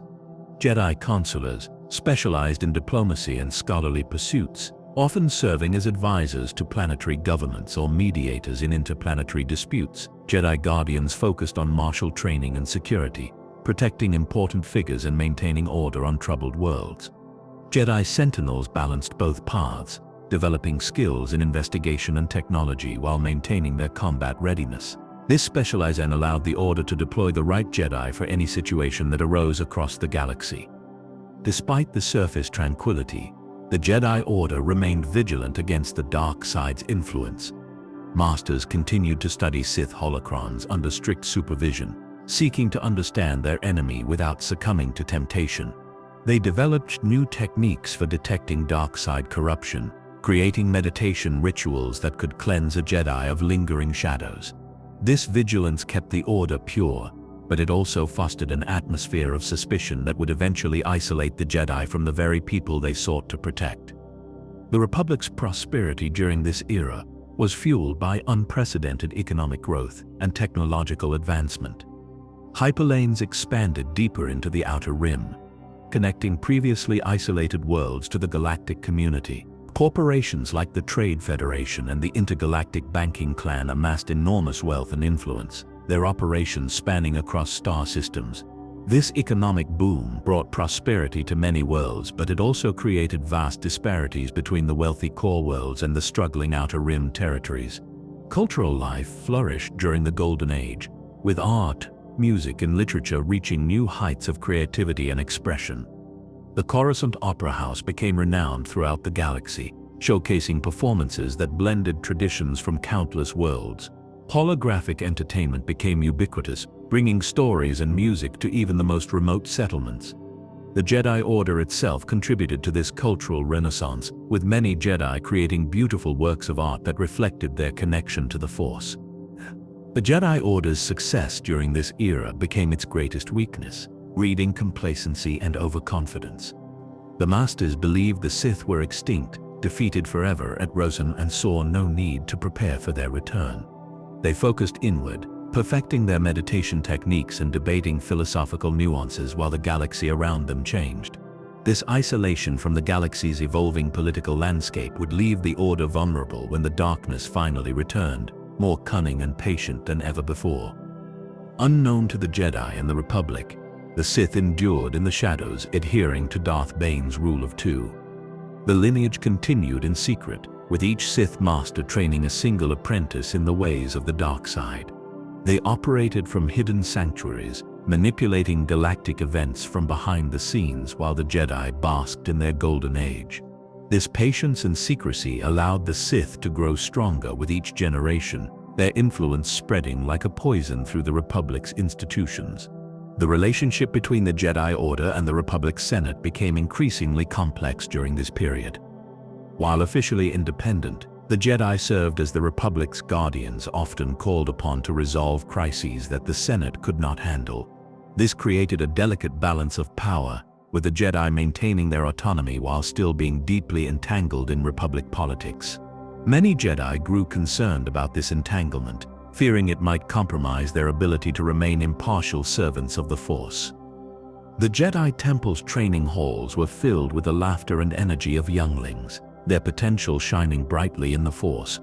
These children, identified early as Force-sensitive, were brought to the temple from across the galaxy to begin their training. They were raised in communal creches, forming bonds with their clanmates that would last a lifetime.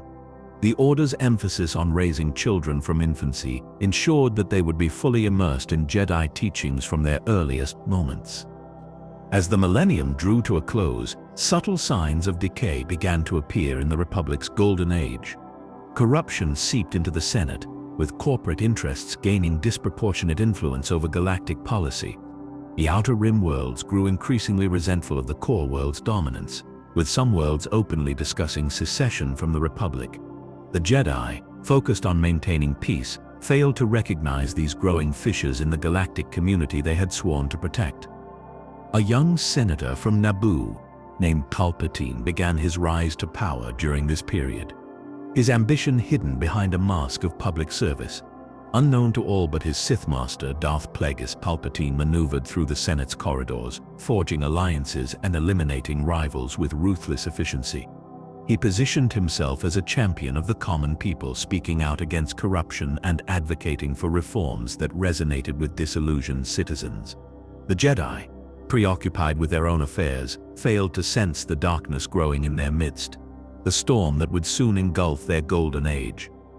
The peace that the Jedi had guarded for 1,000 years stood on the brink of collapse. The Order, having grown comfortable in its role as the Republic's protectors, had lost the edge that had once made it such a formidable force. The Sith, having waited patiently in the shadows, were finally ready to make their move, their plans meticulously crafted over centuries. The galaxy, basking in the light of the Jedi's golden age, remained oblivious to the darkness that was about to descend, a darkness that would test the Order's very foundations and change the course of galactic history forever.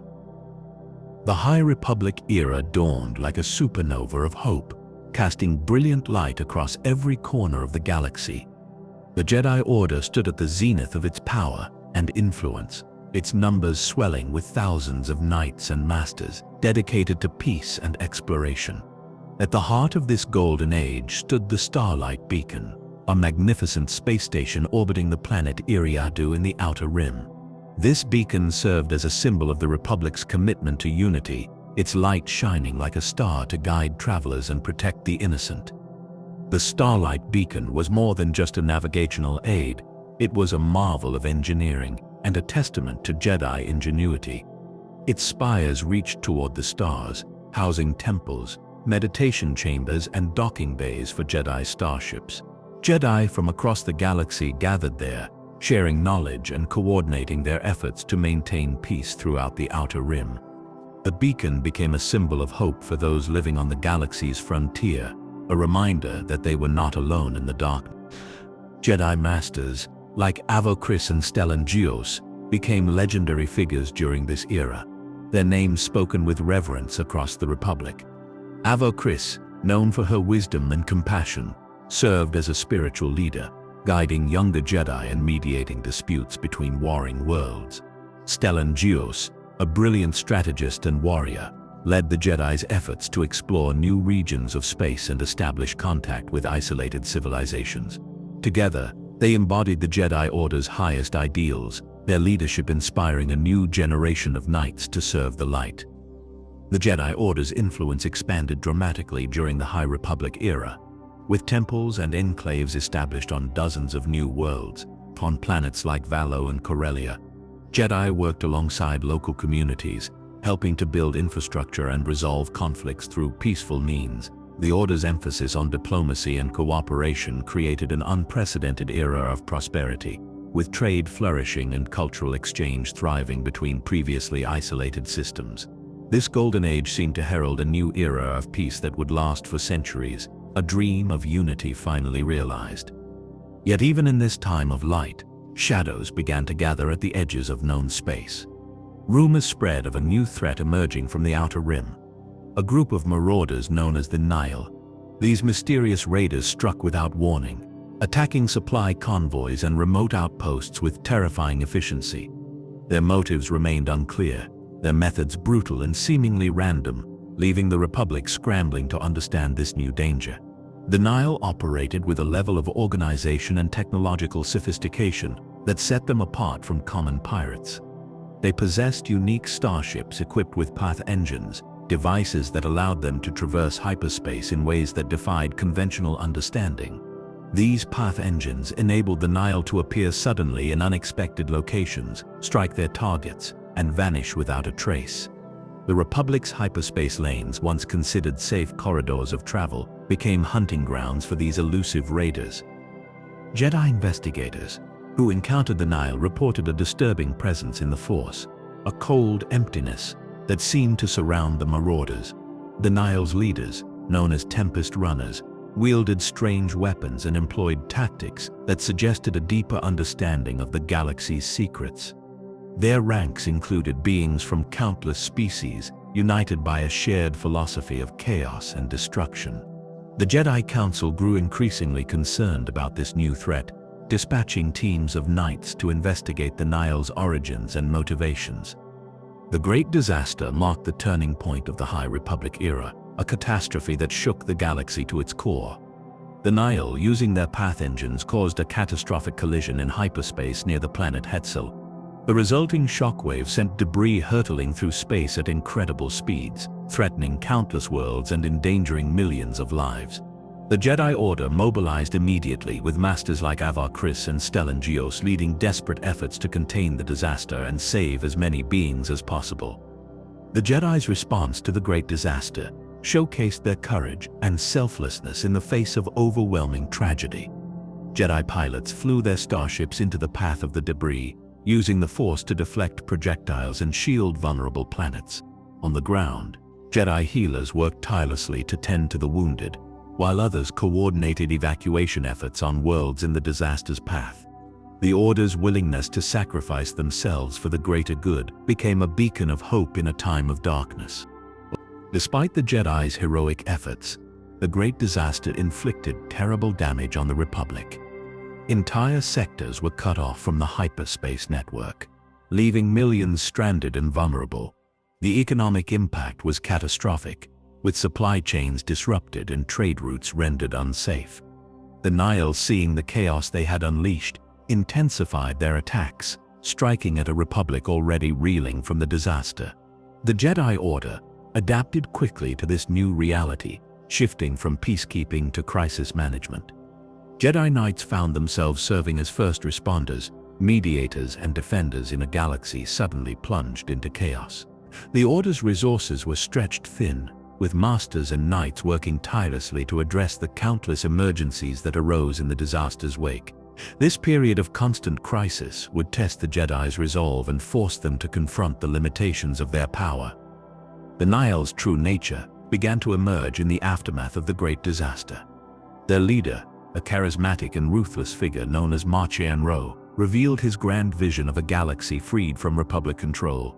Ro preached a philosophy of anarchic freedom, promising his followers a universe where they could take what they wanted without consequence.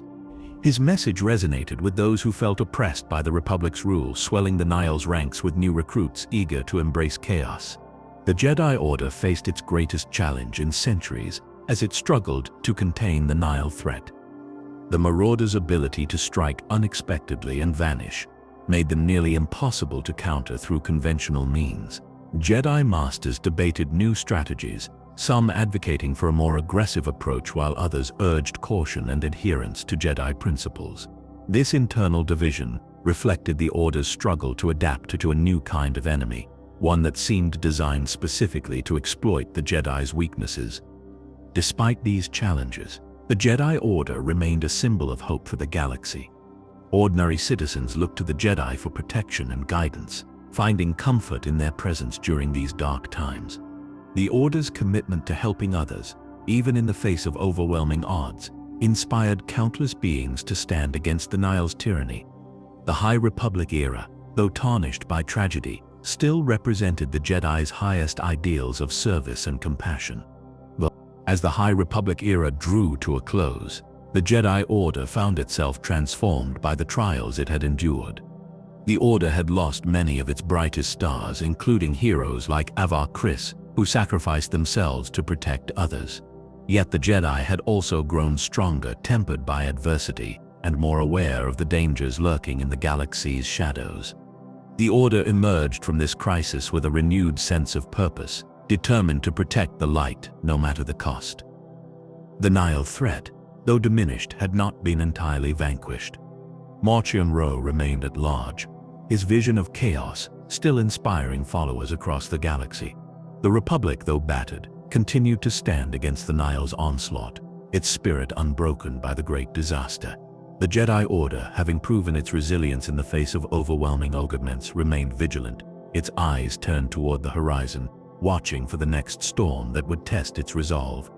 The return of the Sith began, not with a roar, but with a whisper in the Force, a cold tremor that disturbed the Jedi Order's long slumber. On the capital world of Coruscant, the Jedi Council felt this disturbance as a faint ripple in the fabric of the Force, a shadow passing across the light. Master Yoda, the Order's wisest member, meditated deeply on this sensation, his brow furrowed with concern. He sensed a darkness he had not felt in centuries, a familiar yet terrifying presence that had been thought long extinct. The source of this disturbance was revealed when the Jedi Council received an urgent message from Supreme Chancellor Valorum of the Republic. The Trade Federation, a powerful corporate entity with its own private army, had blockaded the peaceful planet of Naboo in protest of new taxation laws. The Chancellor, concerned about the Federation's aggressive actions and the suffering of Naboo's people, requested Jedi intervention to negotiate a peaceful resolution. The Council dispatched two of their most skilled knights, Qui-Gon Jinn and his Padawan Obi-Wan Kenobi, to serve as mediators in this escalating crisis. Qui-Gon Jinn was a maverick among the Jedi, known for his wisdom and his willingness to follow the will of the Force even when it defied the Council's directives. His Padawan Obi-Wan Kenobi was more traditional, dedicated to the Jedi Code but loyal to his master's unconventional methods. Together, they traveled to the Trade Federation battleship orbiting Naboo, their small consular ship dwarfed by the massive corporate vessel. They entered the negotiations with hope, unaware that they were walking into a trap orchestrated by forces far more sinister than greedy corporate executives.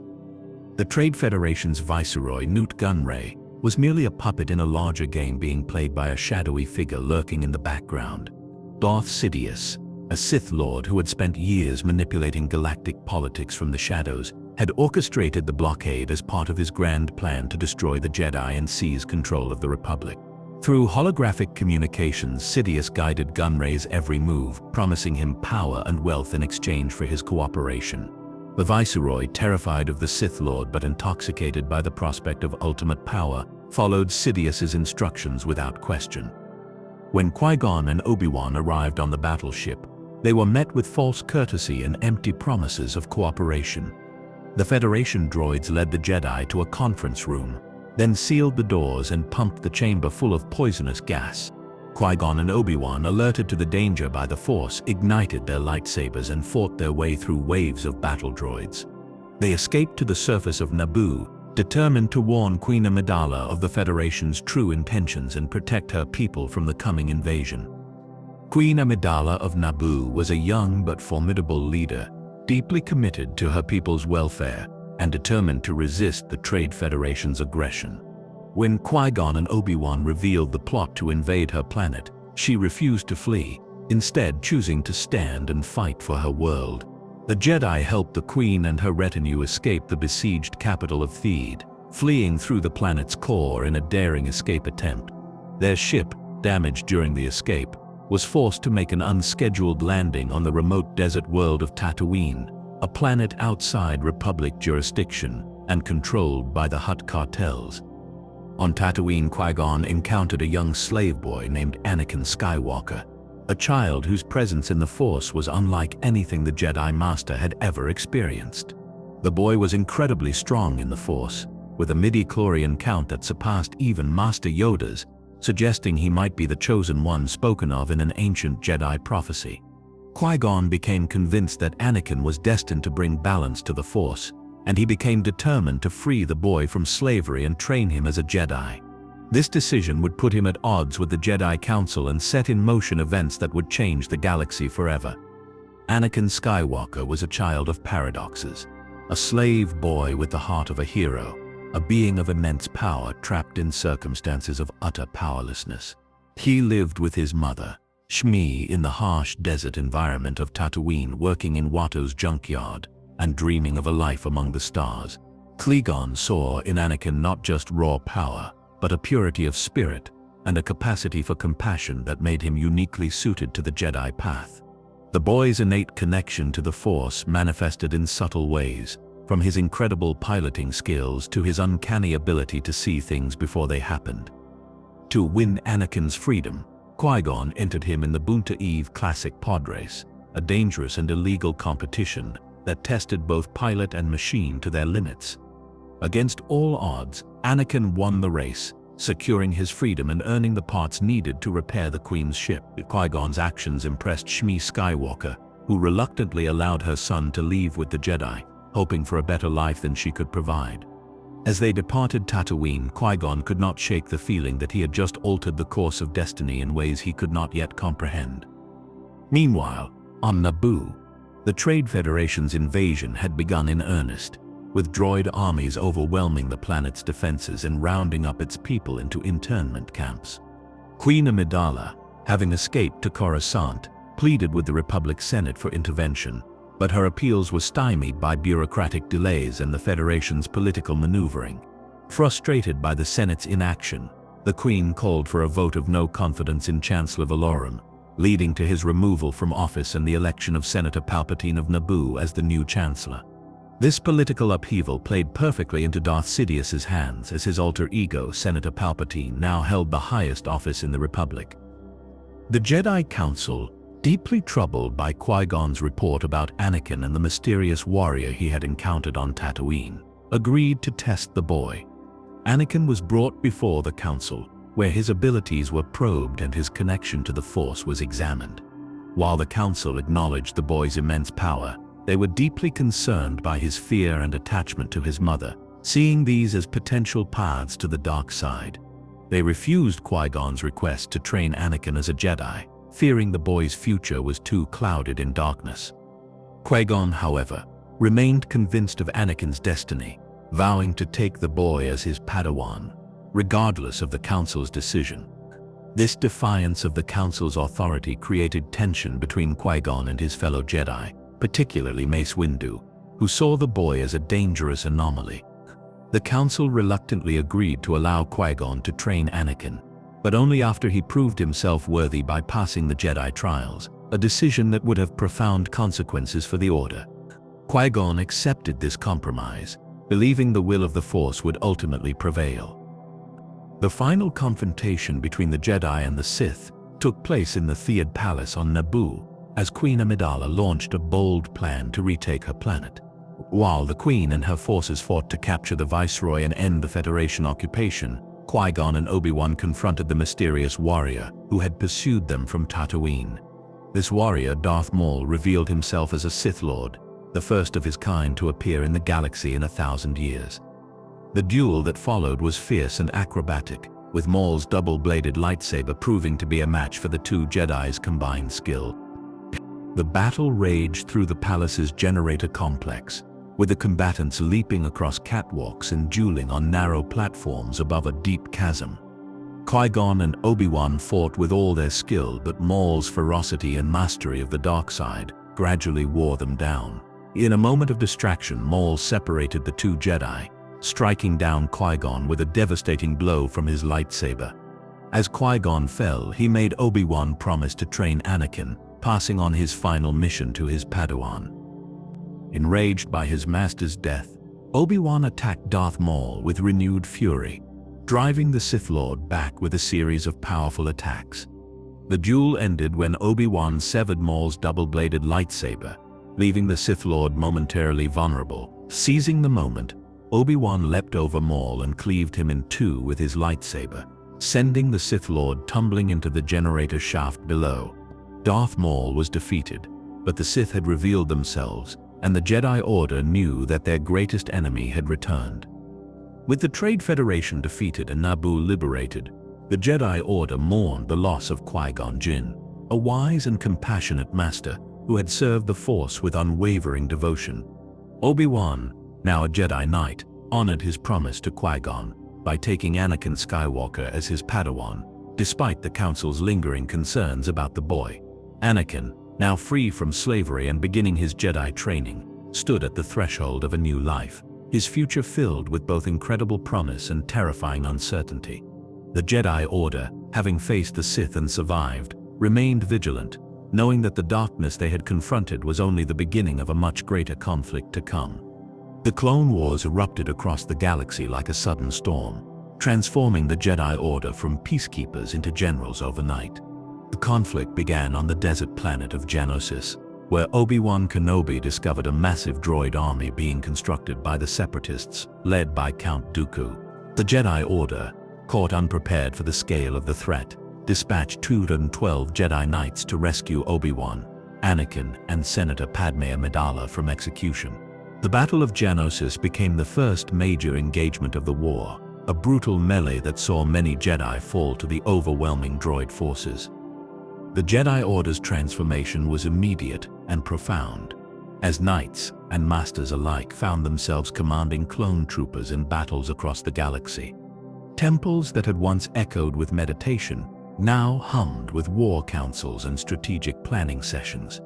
Jedi like Obi-Wan Kenobi and Anakin Skywalker became celebrated military leaders, their names known throughout the Republic as symbols of hope. Yet the transition from guardians to warriors weighed heavily on many Jedi, who struggled to reconcile their peaceful teachings with the brutal realities of war. Anakin Skywalker's knighthood came amid the chaos of Geonosis, a recognition of his bravery and his connection to the Force. Obi-Wan, now a Jedi Master, took pride in his former Padawan's achievements. Though he worried about Anakin's impulsive nature, the Council granted Anakin a seat on the Jedi Council, a rare honor for one so young, but denied him the rank of Master, creating resentment that festered beneath the surface. Anakin's frustration with the Council's restrictions grew, feeding the darkness that had begun to take root in his heart. Count Dooku emerged as the public face of the Separatist movement, a charismatic leader who framed the conflict as a fight against Republic corruption. Once a respected Jedi Master, Dooku had abandoned the Order, disillusioned with its perceived weakness and the Senate's bureaucratic inefficiency. He rallied thousands of star systems to the Separatist cause, promising them freedom from Republic control and the opportunity to chart their own destinies. Behind the scenes, Dooku served as the apprentice to Darth Sidious, helping his Sith Master orchestrate the war from the shadows. The Clone Army, grown in secret on the planet Kamino, became the Republic's primary military force, with Jedi serving as their commanders. These clones, bred for loyalty and combat effectiveness, fought bravely alongside their Jedi generals, forming bonds that transcended their artificial origins. Yet the very existence of the Clone Army raised troubling questions for the Jedi, who wondered who had commissioned it and for what purpose. The Order's reliance on this army created a moral ambiguity that many Jedi struggled to reconcile with their principles. As the war dragged on, the Jedi Order found its resources stretched thinner with each passing month. Knights who had once spent years in meditation now led assaults on Separatist strongholds, their lightsabers constantly ignited in battle. The Order's emphasis on emotional detachment became increasingly difficult to maintain as Jedi witnessed the horrors of war and suffered the loss of comrades. Many Jedi began to question whether their traditional ways were sufficient to face the darkness that threatened to consume the galaxy. Anakin Skywalker's relationship with Padme Amidala deepened during the war, conducted in secret due to the Jedi Code's prohibition against attachment. Their marriage, a union of love and mutual support, became Anakin's anchor in the storm of violence that surrounded him. Yet, this very attachment became a source of fear for Anakin, who dreaded losing Padme as he had lost his mother years before. His nightmares of Padme's death in childbirth fed his growing desperation to find a way to prevent her from dying. The Jedi Council, preoccupied with the war effort, failed to notice the growing darkness in Anakin's heart. They saw his power and his battlefield victories, but not the fear and anger that festered beneath the surface.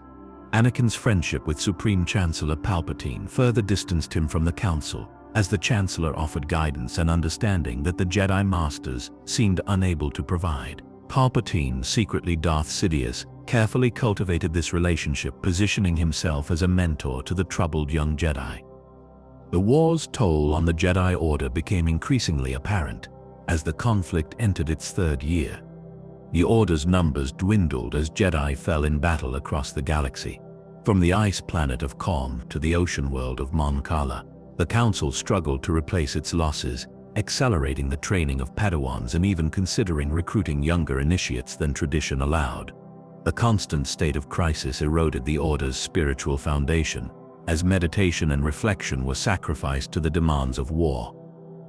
General Grievous, a cyborg commander feared throughout the Republic, became one of the Jedi's most formidable adversaries. Trained in lightsaber combat by Count Dooku, Grievous hunted Jedi with ruthless efficiency, collecting their lightsabers as trophies of his kills. His raids on Republic supply lines and his assaults on Jedi-held worlds kept the Order constantly on the defensive. The mere mention of Grievous's name was enough to send a chill through even the most seasoned Jedi Knights. The Jedi Council's relationship with Chancellor Palpatine grew increasingly strained.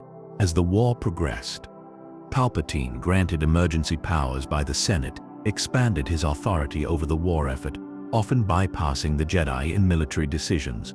The Council resented this encroachment on their traditional role, but felt powerless to challenge the popular Chancellor. This tension created a rift between the Jedi Order and the Republic government it served, leaving the Jedi increasingly isolated. Anakin Skywalker's powers grew exponentially during the war, fueled by his connection to the Force and his experiences in battle. He performed feats that seemed impossible, defeating enemies through sheer will and raw power. Yet this strength came at a cost, as Anakin began to rely more on his anger and aggression, embracing the dark side's power without fully understanding its dangers. The Jedi Council noted his growing recklessness but attributed it to the pressures of war, failing to see the deeper corruption taking hold. The Clone Wars became a crucible that tested the Jedi Order's very foundations, forcing its members to confront the limits of their philosophy. The line between defense and aggression blurred as Jedi made increasingly difficult choices in the face of overwhelming odds. Some Jedi began to question whether the Order's traditional ways were sufficient to face the darkness that threatened to consume the galaxy. This crisis of faith would have profound consequences for the Order's future. As the war entered its final year, the Jedi Order found itself exhausted and demoralized, its ranks depleted and its spirit broken. The constant fighting had taken a terrible toll, both physically and spiritually, on the Jedi who survived.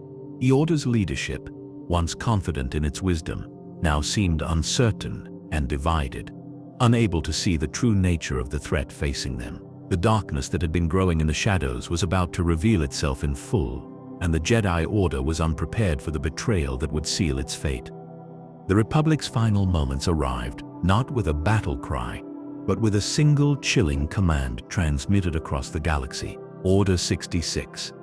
The clone troopers, engineered for loyalty and bred for war, turned their blasters on the Jedi generals who had led them through years of conflict. On Maigito, Ki-Adi-Mundi fell to the blaster fire of the clones he had fought beside, his final moments a mixture of shock and betrayal.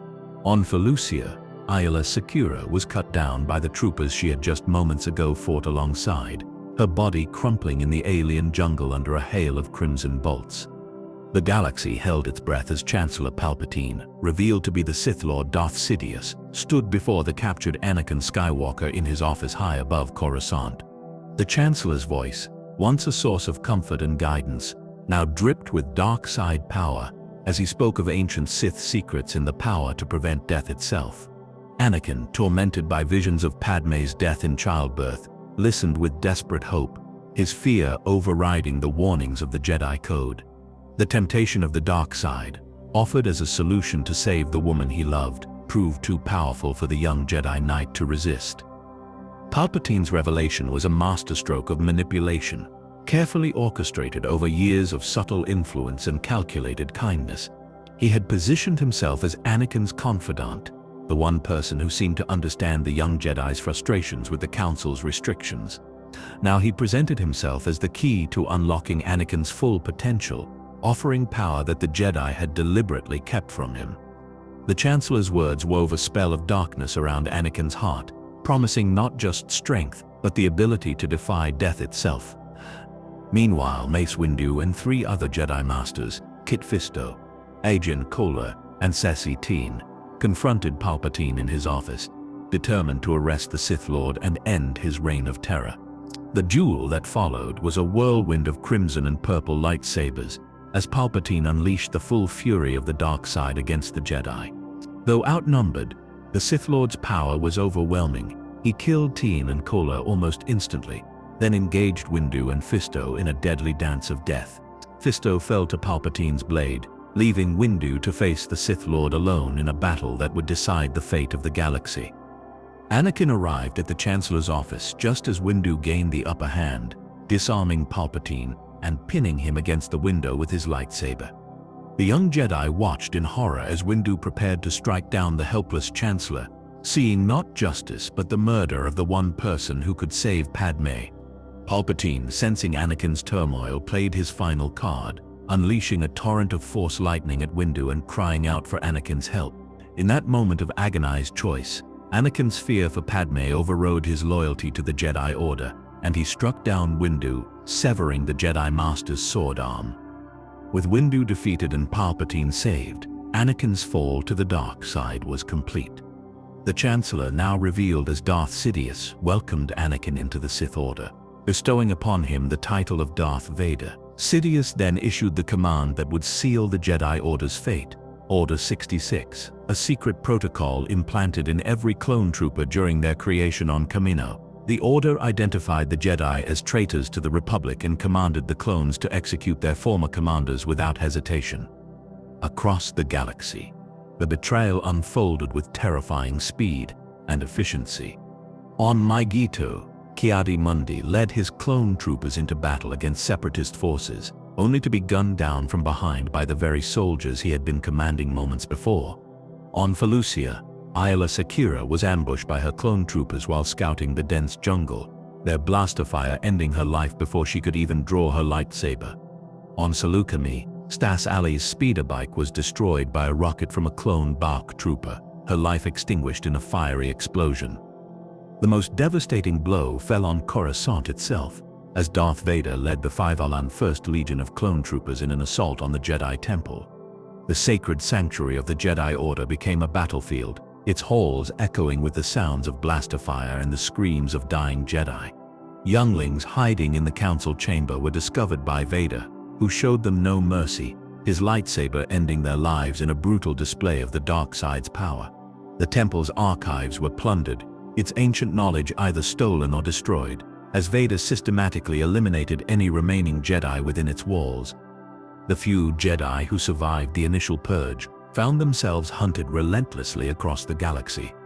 Darth Vader, now Sidious's primary enforcer, personally led the hunt for the Order's survivors, his connection to the Force allowing him to track them with terrifying efficiency. The Inquisitorius, a group of dark side users trained by Vader, was established to hunt down any Jedi who had escaped Order 66. These Inquisitors, armed with specialized training and equipment, became the bane of surviving Jedi, their red-bladed lightsabers striking fear into the hearts of those who had once been the galaxy's guardians. On Kashyyyk, Master Yoda felt the immense disturbance in the Force as the Order was destroyed, a wave of death and despair that nearly overwhelmed him.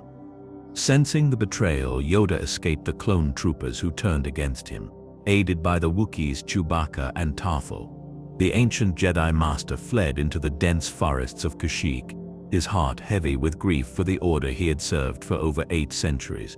Yoda knew that the Jedi Order as it had existed was gone, and that he must go into exile to preserve what little remained of the Jedi way. On Tatooine, Obi-Wan Kenobi watched in horror as the news of Order 66 spread across the galaxy. He had just delivered Luke Skywalker to Owen and Beru Laws, fulfilling his promise to Padme to protect her son. Now, with the Jedi Order destroyed and the Republic fallen, Obi-Wan chose to remain on Tatooine watching over young Luke from the Jundland wastes. He took on the name Ben Kenobi, a hermit living on the edge of civilization, waiting for the day when the galaxy would need the Jedi once more. The Galactic Empire rose from the ashes of the Republic, with Palpatine declaring himself Emperor and dissolving the Senate. The Jedi Order was officially branded as traitors, their legacy erased from Imperial records, and their memory condemned as that of a failed institution. Darth Vader stood at the Emperor's side, his black armor a symbol of the Empire's power and the dark side's triumph. The galaxy entered an era of oppression and fear, where the light of the Jedi had been all but extinguished, and the shadow of the Sith reigned supreme. Yet, even in this darkness, embers of hope remained. The children of Anakin Skywalker, Luke and Leia, survived, hidden from the Empire and unaware of their true heritage. Yoda and Obi-Wan, though in exile, preserved the Jedi teachings, waiting for the day when they could train a new generation. The Force, eternal and ever-present, continued to flow through the galaxy, a reminder that even the deepest darkness could not completely extinguish the light. Jedi Order had fallen, but its spirit endured, waiting for the moment when it would rise again from the ashes of betrayal and despair. The Empire's shadow stretched across the galaxy like a shroud, its weight felt in the oppressive silence of once bustling marketplaces and the hollow echoes of abandoned Jedi temples. Star destroyers hung in orbit over conquered worlds, their gray hulls blotting out the sun, while stormtroopers marched through streets with the rhythmic precision of machines. The Empire's propaganda saturated the HoloNet, painting the Jedi as traitors and the Emperor as a savior, bringing order to a chaotic galaxy. Yet beneath this facade of control, a current of fear flowed, a quiet dread that settled in the hearts of those who remembered the Republic's promise of freedom. The galaxy slept under the heavy blanket of Imperial rule, its dreams troubled by the echoes of dying Jedi and the cold march of stormtroopers. Coruscant, once a beacon of democracy, now gleamed with the oppressive polish of Imperial tyranny, its skyline dominated by the Emperor's towering palace and the ever-present silhouette of star destroyers. The Jedi Order, once the galaxy's guardians, was no more, its temples silent and its surviving members scattered like dust in the wind. The Emperor's declaration of peace rang hollow, a mask for the iron fist that crushed any whisper of dissent beneath its weight. On the desert world of Tatooine, Obi-Wan Kenobi lived as a hermit in the Jundland wastes, his Jedi robes replaced by rough-spun cloaks. He watched over the young Luke Skywalker from afar, the boy hidden from the Empire and unaware of his true parentage. Obi-Wan's days were spent in meditation, communing with the Force and the spirit of his former master, Qui-Gon Jinn, who had discovered the path to consciousness after death. The harsh desert winds carried the whispers of the past, reminding him of the Order's fall and the hope that rested in the small farm boy. In the swamps of Dagobah, Yoda had found sanctuary, the planet's dense, dark side energies masking his presence from Imperial sensors. The ancient Jedi Master lived in a simple mud hut, surrounded by the gnarled trees and murky waters that mirrored the galaxy's current state. Yoda communed deeply with the Force, feeling the suffering of countless beings and the faint light of the Skywalker twins hidden across the stars. His exile was not one of defeat, but of preparation, waiting for the day when the galaxy would need the Jedi to rise again. The Empire's reach extended to every corner of known space, its presence felt in the oppressive silence of once bustling marketplaces. Stormtroopers patrolled the streets of countless worlds, their white armor a stark reminder of the Empire's absolute control. The Imperial Security Bureau rooted out dissent with ruthless efficiency, its agents infiltrating communities and crushing any spark of rebellion before it could ignite. Fear became the Empire's most powerful weapon, a constant companion to those who dared to remember the Jedi or dream of freedom. Darth Vader, the Emperor's enforcer, became a specter of terror, his name whispered in fear across the galaxy. Clad in black armor that sealed his scarred body within a prison of machinery, Vader hunted the surviving Jedi with relentless determination. Connection to the Force allowed him to sense his former comrades, tracking them to the farthest edges of known space. Each Jedi he found and eliminated was another step toward extinguishing the light of the Order forever. The Inquisitorius, a specialized division of dark side users trained by Vader, served as the Empire's primary Jedi hunters.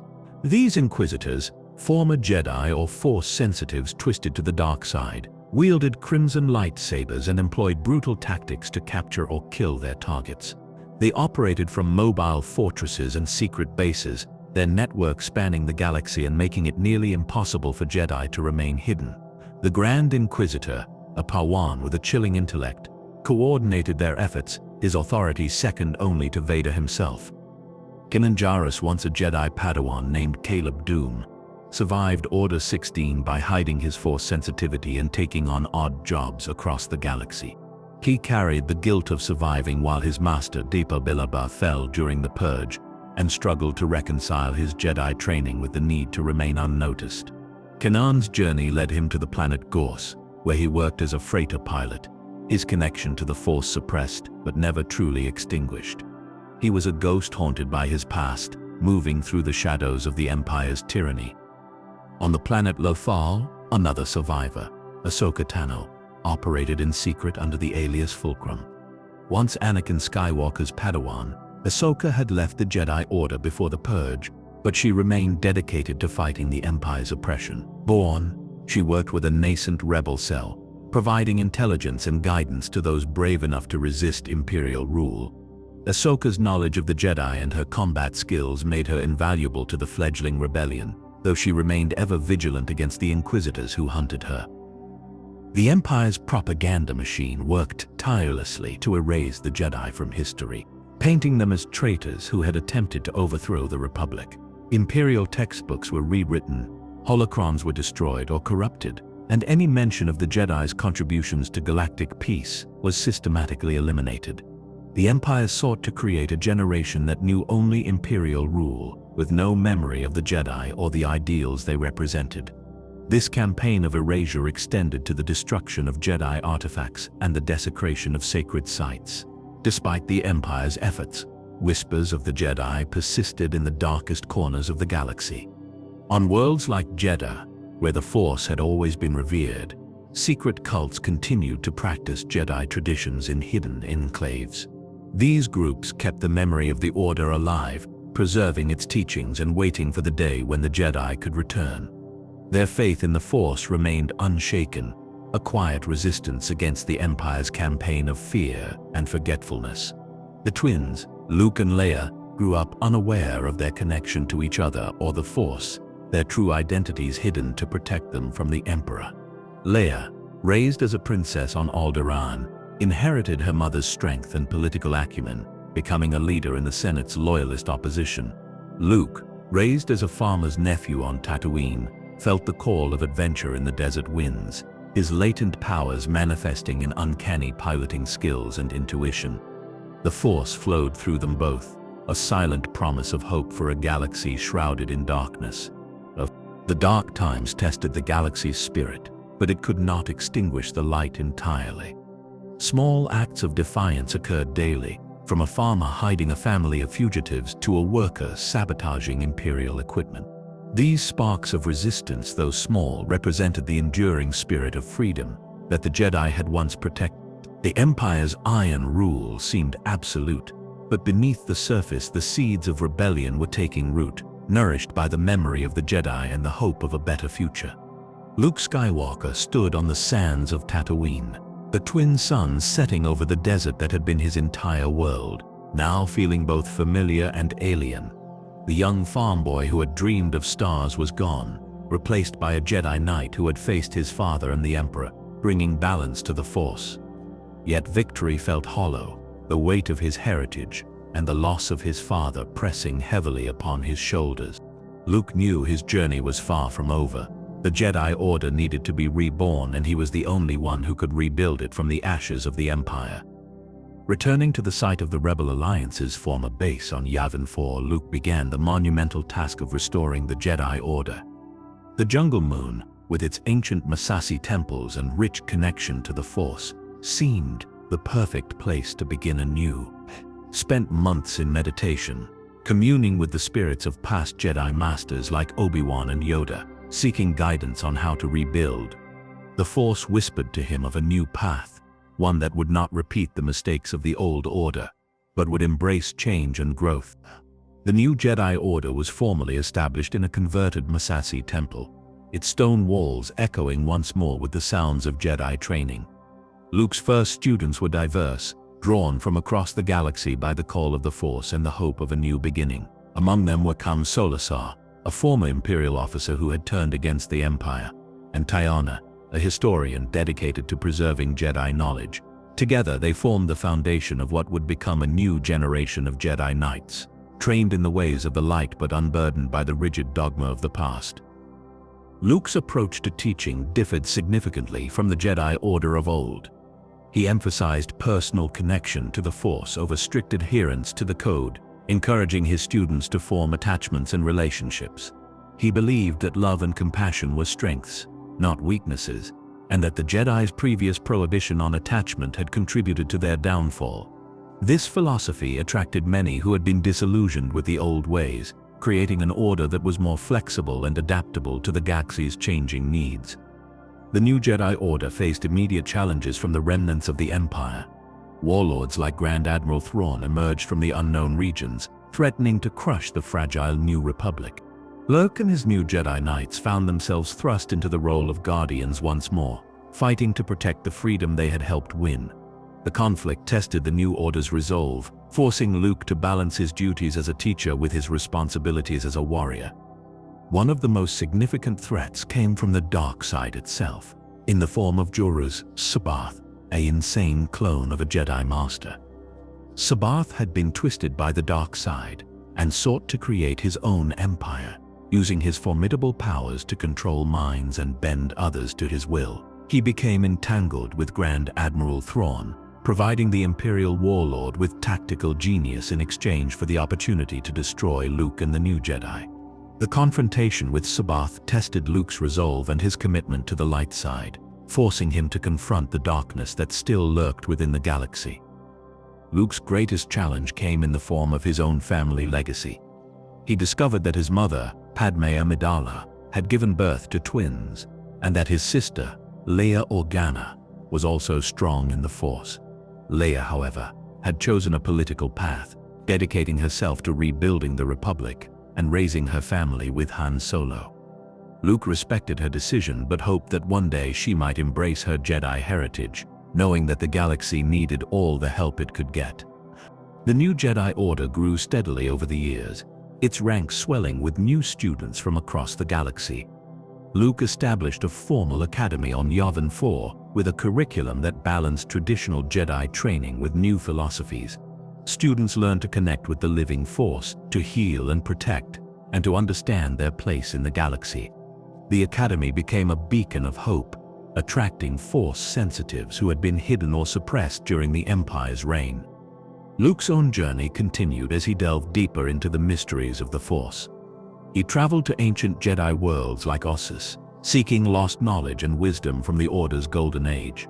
He discovered holocrons and artifacts that had survived the Purge, each one adding to his understanding of the Jedi's true purpose. These experiences shaped his teachings, allowing him to create an order that was both rooted in tradition and open to evolution. The new Jedi Order faced its greatest trial with the emergence of the Yuuzhan Vong, an extragalactic species that rejected the Force and sought to conquer the galaxy. The Vong's invasion was devastating, their biotechnology and warrior culture overwhelming the New Republic's defenses. The Jedi Order suffered heavy losses, including Luke's nephew, Anakin Solo, who died heroically during the conflict. The war tested the very foundations of the new Jedi Order, forcing Luke to confront the limits of his power and the cost of his beliefs.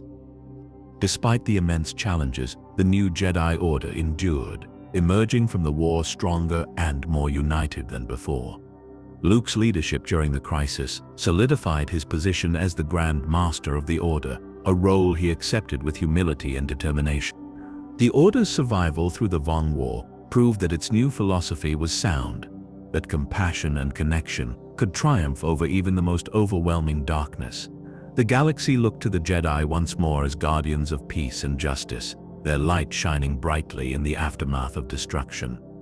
Luke Skywalker's personal journey reached a new milestone when he met Mara Jade, a former Imperial assassin who had been tasked with killing him. Mara, who had been freed from the Emperor's control, struggled with her past and her connection to the dark side. Luke saw the good in her, the strength that had allowed her to break free from her programming, and offered her a place in the Jedi Order. Their relationship blossomed into love, and they eventually married, forming a partnership that would become central to the new Jedi Order's future. The marriage of Luke and Mara symbolized the new Jedi Order's break from the past, its embrace of attachment and connection. Together they trained new generations of Jedi, including their son, Ben Skywalker, who inherited his parents' strength and connection to the Force. The Order flourished under their guidance, establishing temples on other worlds like Ossus and expanding its influence across the galaxy. Luke Skywalker, the farm boy from Tatooine, had fulfilled his destiny, not just as a Jedi Knight, but as the architect of a new era of Jedi wisdom and compassion. Yet even in this time of renewal, the Force whispered of challenges to come. The new Jedi Order had survived the Empire and the Yuuzhan Vong, but new threats lurked in the shadows of the galaxy. Luke sensed that his work was not yet done, that the balance he had helped restore was fragile and required constant vigilance. The Jedi Order had been reborn, but its future would depend on the choices of new generations and the enduring light of those who serve the Force. The Yuuzhan Vong arrived not as conquerors, but as a plague, their organic warships breaching the galaxy's edge like a disease invading a healthy body. These warriors from beyond the known universe rejected the Force entirely, viewing it as an abomination to be purged from existence. Their technology was grown, not built, living ships that bled and weapons that screamed as they tore through Republic defenses. The invasion began at Helska IV, where the Vong established a beachhead, transforming the planet into a grotesque monument of their biotechnology. The New Republic, still recovering from the Empire's tyranny, was caught completely unprepared for this new threat. Conventional weapons proved ineffective against the Vong's living armor and coral skippers, while the Jedi found their connection to the Force strangely muted around the invaders. World after world fell to the Vong's advance, their populations either enslaved or exterminated in the name of the Vong's cruel gods. The Jedi Order, under Luke Skywalker's leadership, rallied to defend the galaxy, but suffered devastating losses in the early stages of the war. Jacen Solo, son of Han and Leia Organa Solo, emerged as one of the war's most prominent heroes. The young Jedi Knight displayed incredible power and wisdom beyond his years, becoming a symbol of hope for the New Republic. Jacen's connection to the Force was unique, allowing him to sense the Vong in ways other Jedi could not, making him invaluable in the fight against the invaders. His bravery on the front lines inspired countless beings to resist the Vong's tyranny, earning him the respect of allies and the fear of enemies. The turning point came during the mission to Mirka, where Jacen and his younger brother Anakin led a strike team to destroy a Vong Voxin Queen. The mission was a success, but it came at a terrible cost. Anakin Solo was killed in the fighting, his death devastating Jacen and shaking the Jedi Order to its core. Jacen's grief was profound, a wound in the Force that seemed to fester with each passing day of the war. The loss of his brother planted seeds of doubt in Jacen's mind about the Jedi's ability to protect the galaxy from such overwhelming evil. Jacen's capture by the Vong became the crucible in which his fall to the dark side was forged. Imprisoned aboard a Vong world ship, Jacen endured unimaginable torture at the hands of the Vong's master shaper, Nom Anor. The Vong sought to break Jacen's spirit, to turn him into a weapon against his own people, but they underestimated his resilience. Instead, Jacen's experiences in captivity gave him a new perspective on the Force, one that embraced pain and suffering as necessary tools for achieving peace. Upon his escape, Jacen returned to the Jedi Order, a changed man, his eyes holding a darkness that hadn't been there before. He began to question the Jedi's teachings, seeing their emphasis on peace and non-aggression as weaknesses that had allowed the Vong to wreak havoc. Jacen sought out forbidden knowledge, delving into Sith holocrons and ancient texts that offered power through the dark side. His justification was noble: to create a galaxy so secure that no one would ever have to suffer as he had suffered. The fall of Jacen Solo was gradual but inevitable, each step taking him further from the light and deeper into the shadows. He began experimenting with Sith techniques, using his pain and anger to fuel his power in ways that horrified his former comrades. Jacen's relationship with his family deteriorated as he withdrew from them, consumed by his quest for the strength to end all wars. The Jedi Council grew concerned about his methods, but Jacen dismissed their warnings as the same outdated thinking that had failed the galaxy. Jacen's transformation was complete when he took the name Darth Plagueis, embracing the Sith legacy he had once fought against. As Darth Plagueis, he seized control of the Galactic Alliance, using his position as a Jedi Master to manipulate the government and military. Plagueis justified his actions as necessary to bring order to a chaotic galaxy, believing that only through Sith rule could true peace be achieved.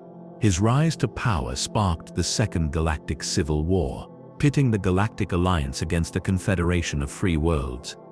The war tore families apart, with Han and Leia Organa Solo finding themselves fighting against their own son. Leia, once a champion of freedom, now faced the horror of seeing her child become the very thing she had spent her life fighting against. Han, ever the pragmatist, struggled to reconcile the boy he had raised with the Sith Lord who now threatened the galaxy. The conflict became deeply personal, a struggle not just for political control but for the soul of the Solo family. Jaina Solo, Jacen's twin sister, emerged as the galaxy's last hope against her brother's tyranny. Trained by Boba Fett and other masters, Jaina embraced her destiny as the Sword of the Jedi, the one prophesied to bring balance to her family. Her journey was one of pain and sacrifice, as she prepared herself to face the brother she had once loved and admired. Jaina understood that only she could stop Plagueis, her connection to him giving her unique insight into his strengths and weaknesses. The final confrontation between Jaina and Darth Plagueis took place aboard the Anakin Solo, the Galactic Alliance flagship named after their fallen brother. The duel was both a battle of lightsabers and a war of ideologies, as Jaina fought to save her brother's soul while Plagueis sought to eliminate the last threat to his power. In the end, Jaina's love for her family and her commitment to the light side gave her the strength to strike down Plagueis. As he died, Jaina Solo resurfaced one last time, his eyes filled with regret and a plea for forgiveness. The death of Darth Plagueis ended the Second Galactic Civil War, but the galaxy was left scarred by the conflict. The Jedi Order had survived, but its faith in itself was shaken by the fall of one of its brightest stars. Jaina Solo, hailed as the hero who saved the galaxy, carried the burden of her brother's death, a wound that would never fully heal. The Solo family, once a symbol of hope and resilience, was forever changed by the tragedy that had befallen them. The galaxy entered an era of fragile peace after the Second Galactic Civil War, but the scars of conflict ran deep across countless worlds. The Galactic Alliance worked to rebuild, its leaders determined to heal the divisions that had nearly torn the galaxy apart. The Jedi Order, under Luke Skywalker's guidance, slowly recovered from the trauma of Jacen Solo's fall, seeking to understand how one of their own could embrace the dark side. Yet even as the Republic rebuilt, a new darkness was stirring in the ancient tombs of Korriban, where the legacy of the Sith had never truly died. Darth Krayt, once the Jedi Knight Asherad Het, emerged from the shadows as the self-proclaimed Dark Lord of a new Sith Order. Het had survived the Great Jedi Purge by hiding on Tatooine, but the horrors he witnessed had shattered his faith in the Jedi Code. His journey to Korriban had transformed him, as the ancient Sith spirits whispered their knowledge and power into his willing mind. Krayt rejected the rule of two, believing it had doomed the Sith to failure through betrayal and infighting. Instead, he envisioned a unified Sith Order, many Sith Lords serving a single will, his own.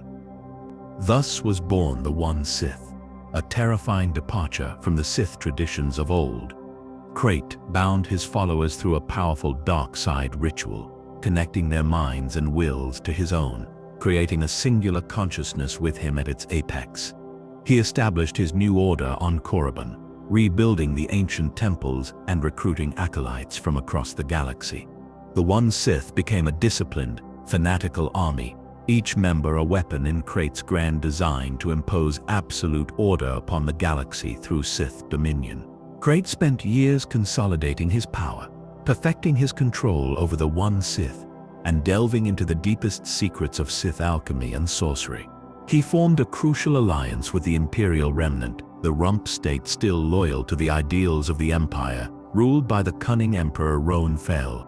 Krayt saw the Remnant's military might and infrastructure as the perfect instrument to launch his conquest, while Fel saw the One Sith as powerful allies to help him reclaim the Empire's lost glory. It was an uneasy alliance built on mutual need and mutual distrust, with both leaders secretly planning to betray the other once their common enemies were defeated. The Sith Imperial War erupted when Krayt and Fel launched a coordinated assault on the Galactic Alliance. The combined forces of the One Sith and the Imperial Remnant proved overwhelming, their advanced warships and the devastating power of the Sith Lords shattering Alliance fleets and conquering core worlds. The Jedi Order, still recovering from previous conflicts, was caught off guard and outmatched, its temples attacked and its members hunted relentlessly by the One Sith's assassins. Within a few short years, the Galactic Alliance was defeated, its territory absorbed into the new Sith Empire, and Coruscant itself fell under the control of the Sith and their Imperial allies.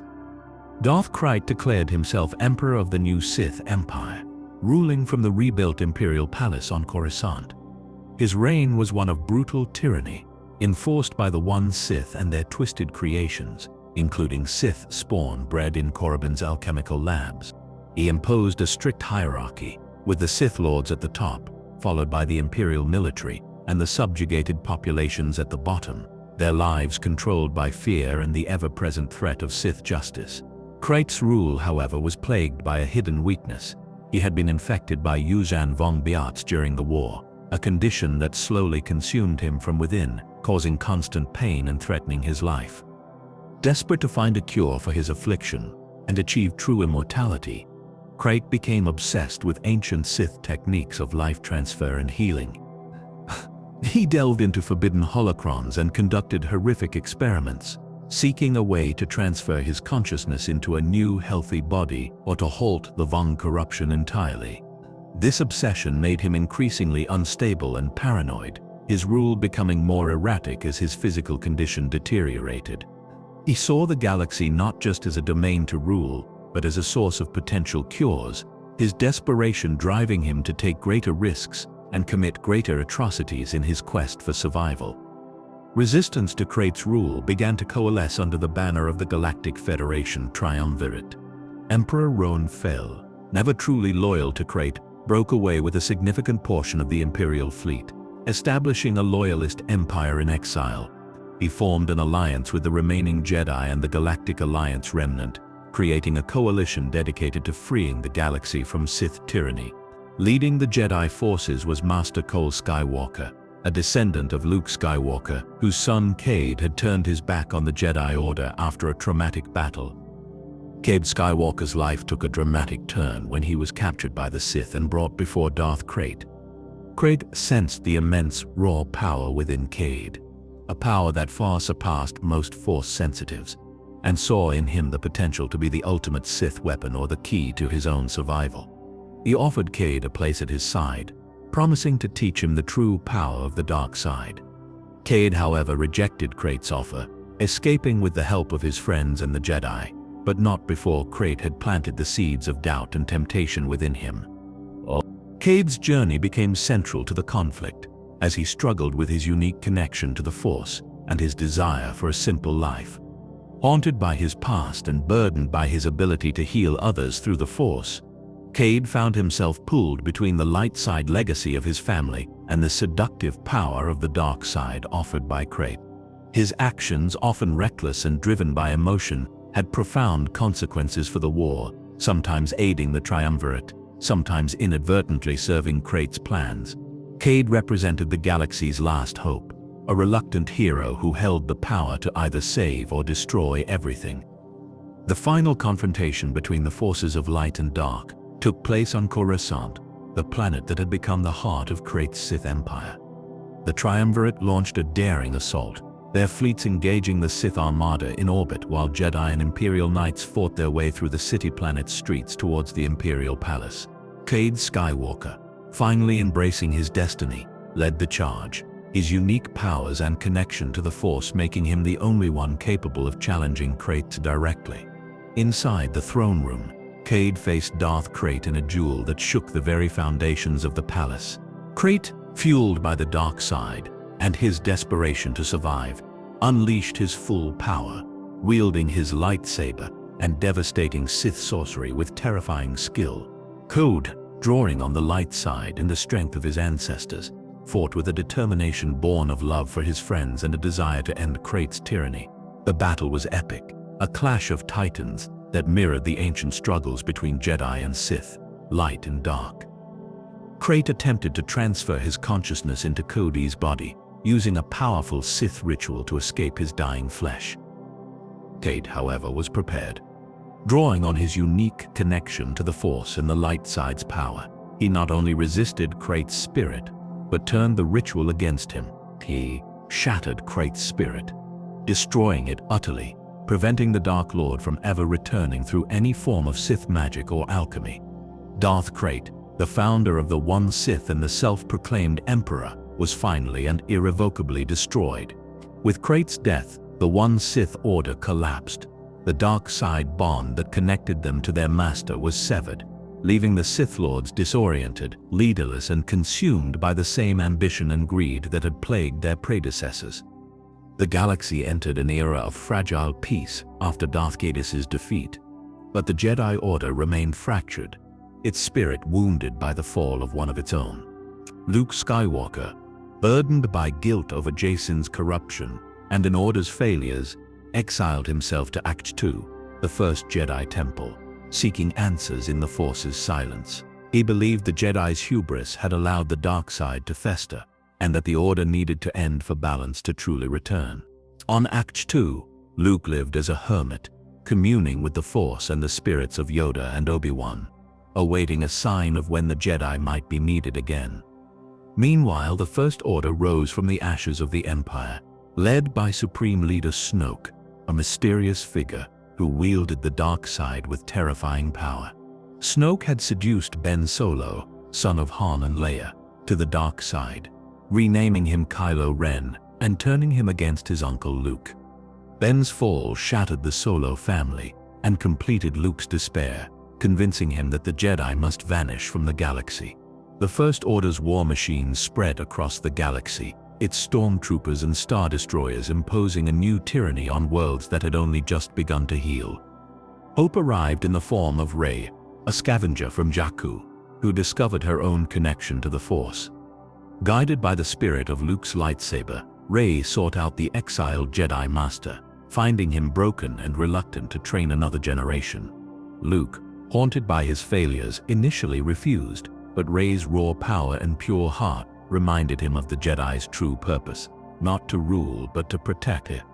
He began her training in secret, teaching her the ways of the Force while warning her of its seductive dangers, determined not to repeat the mistakes of the past.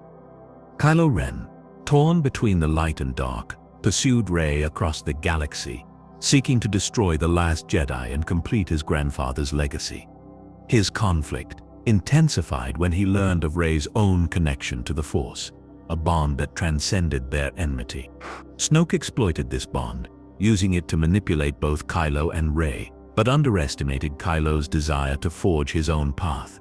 In a final confrontation, Kylo killed Snoke, declaring himself the new Supreme Leader, but his offer to rule alongside Rey was rejected, leaving him more isolated than ever.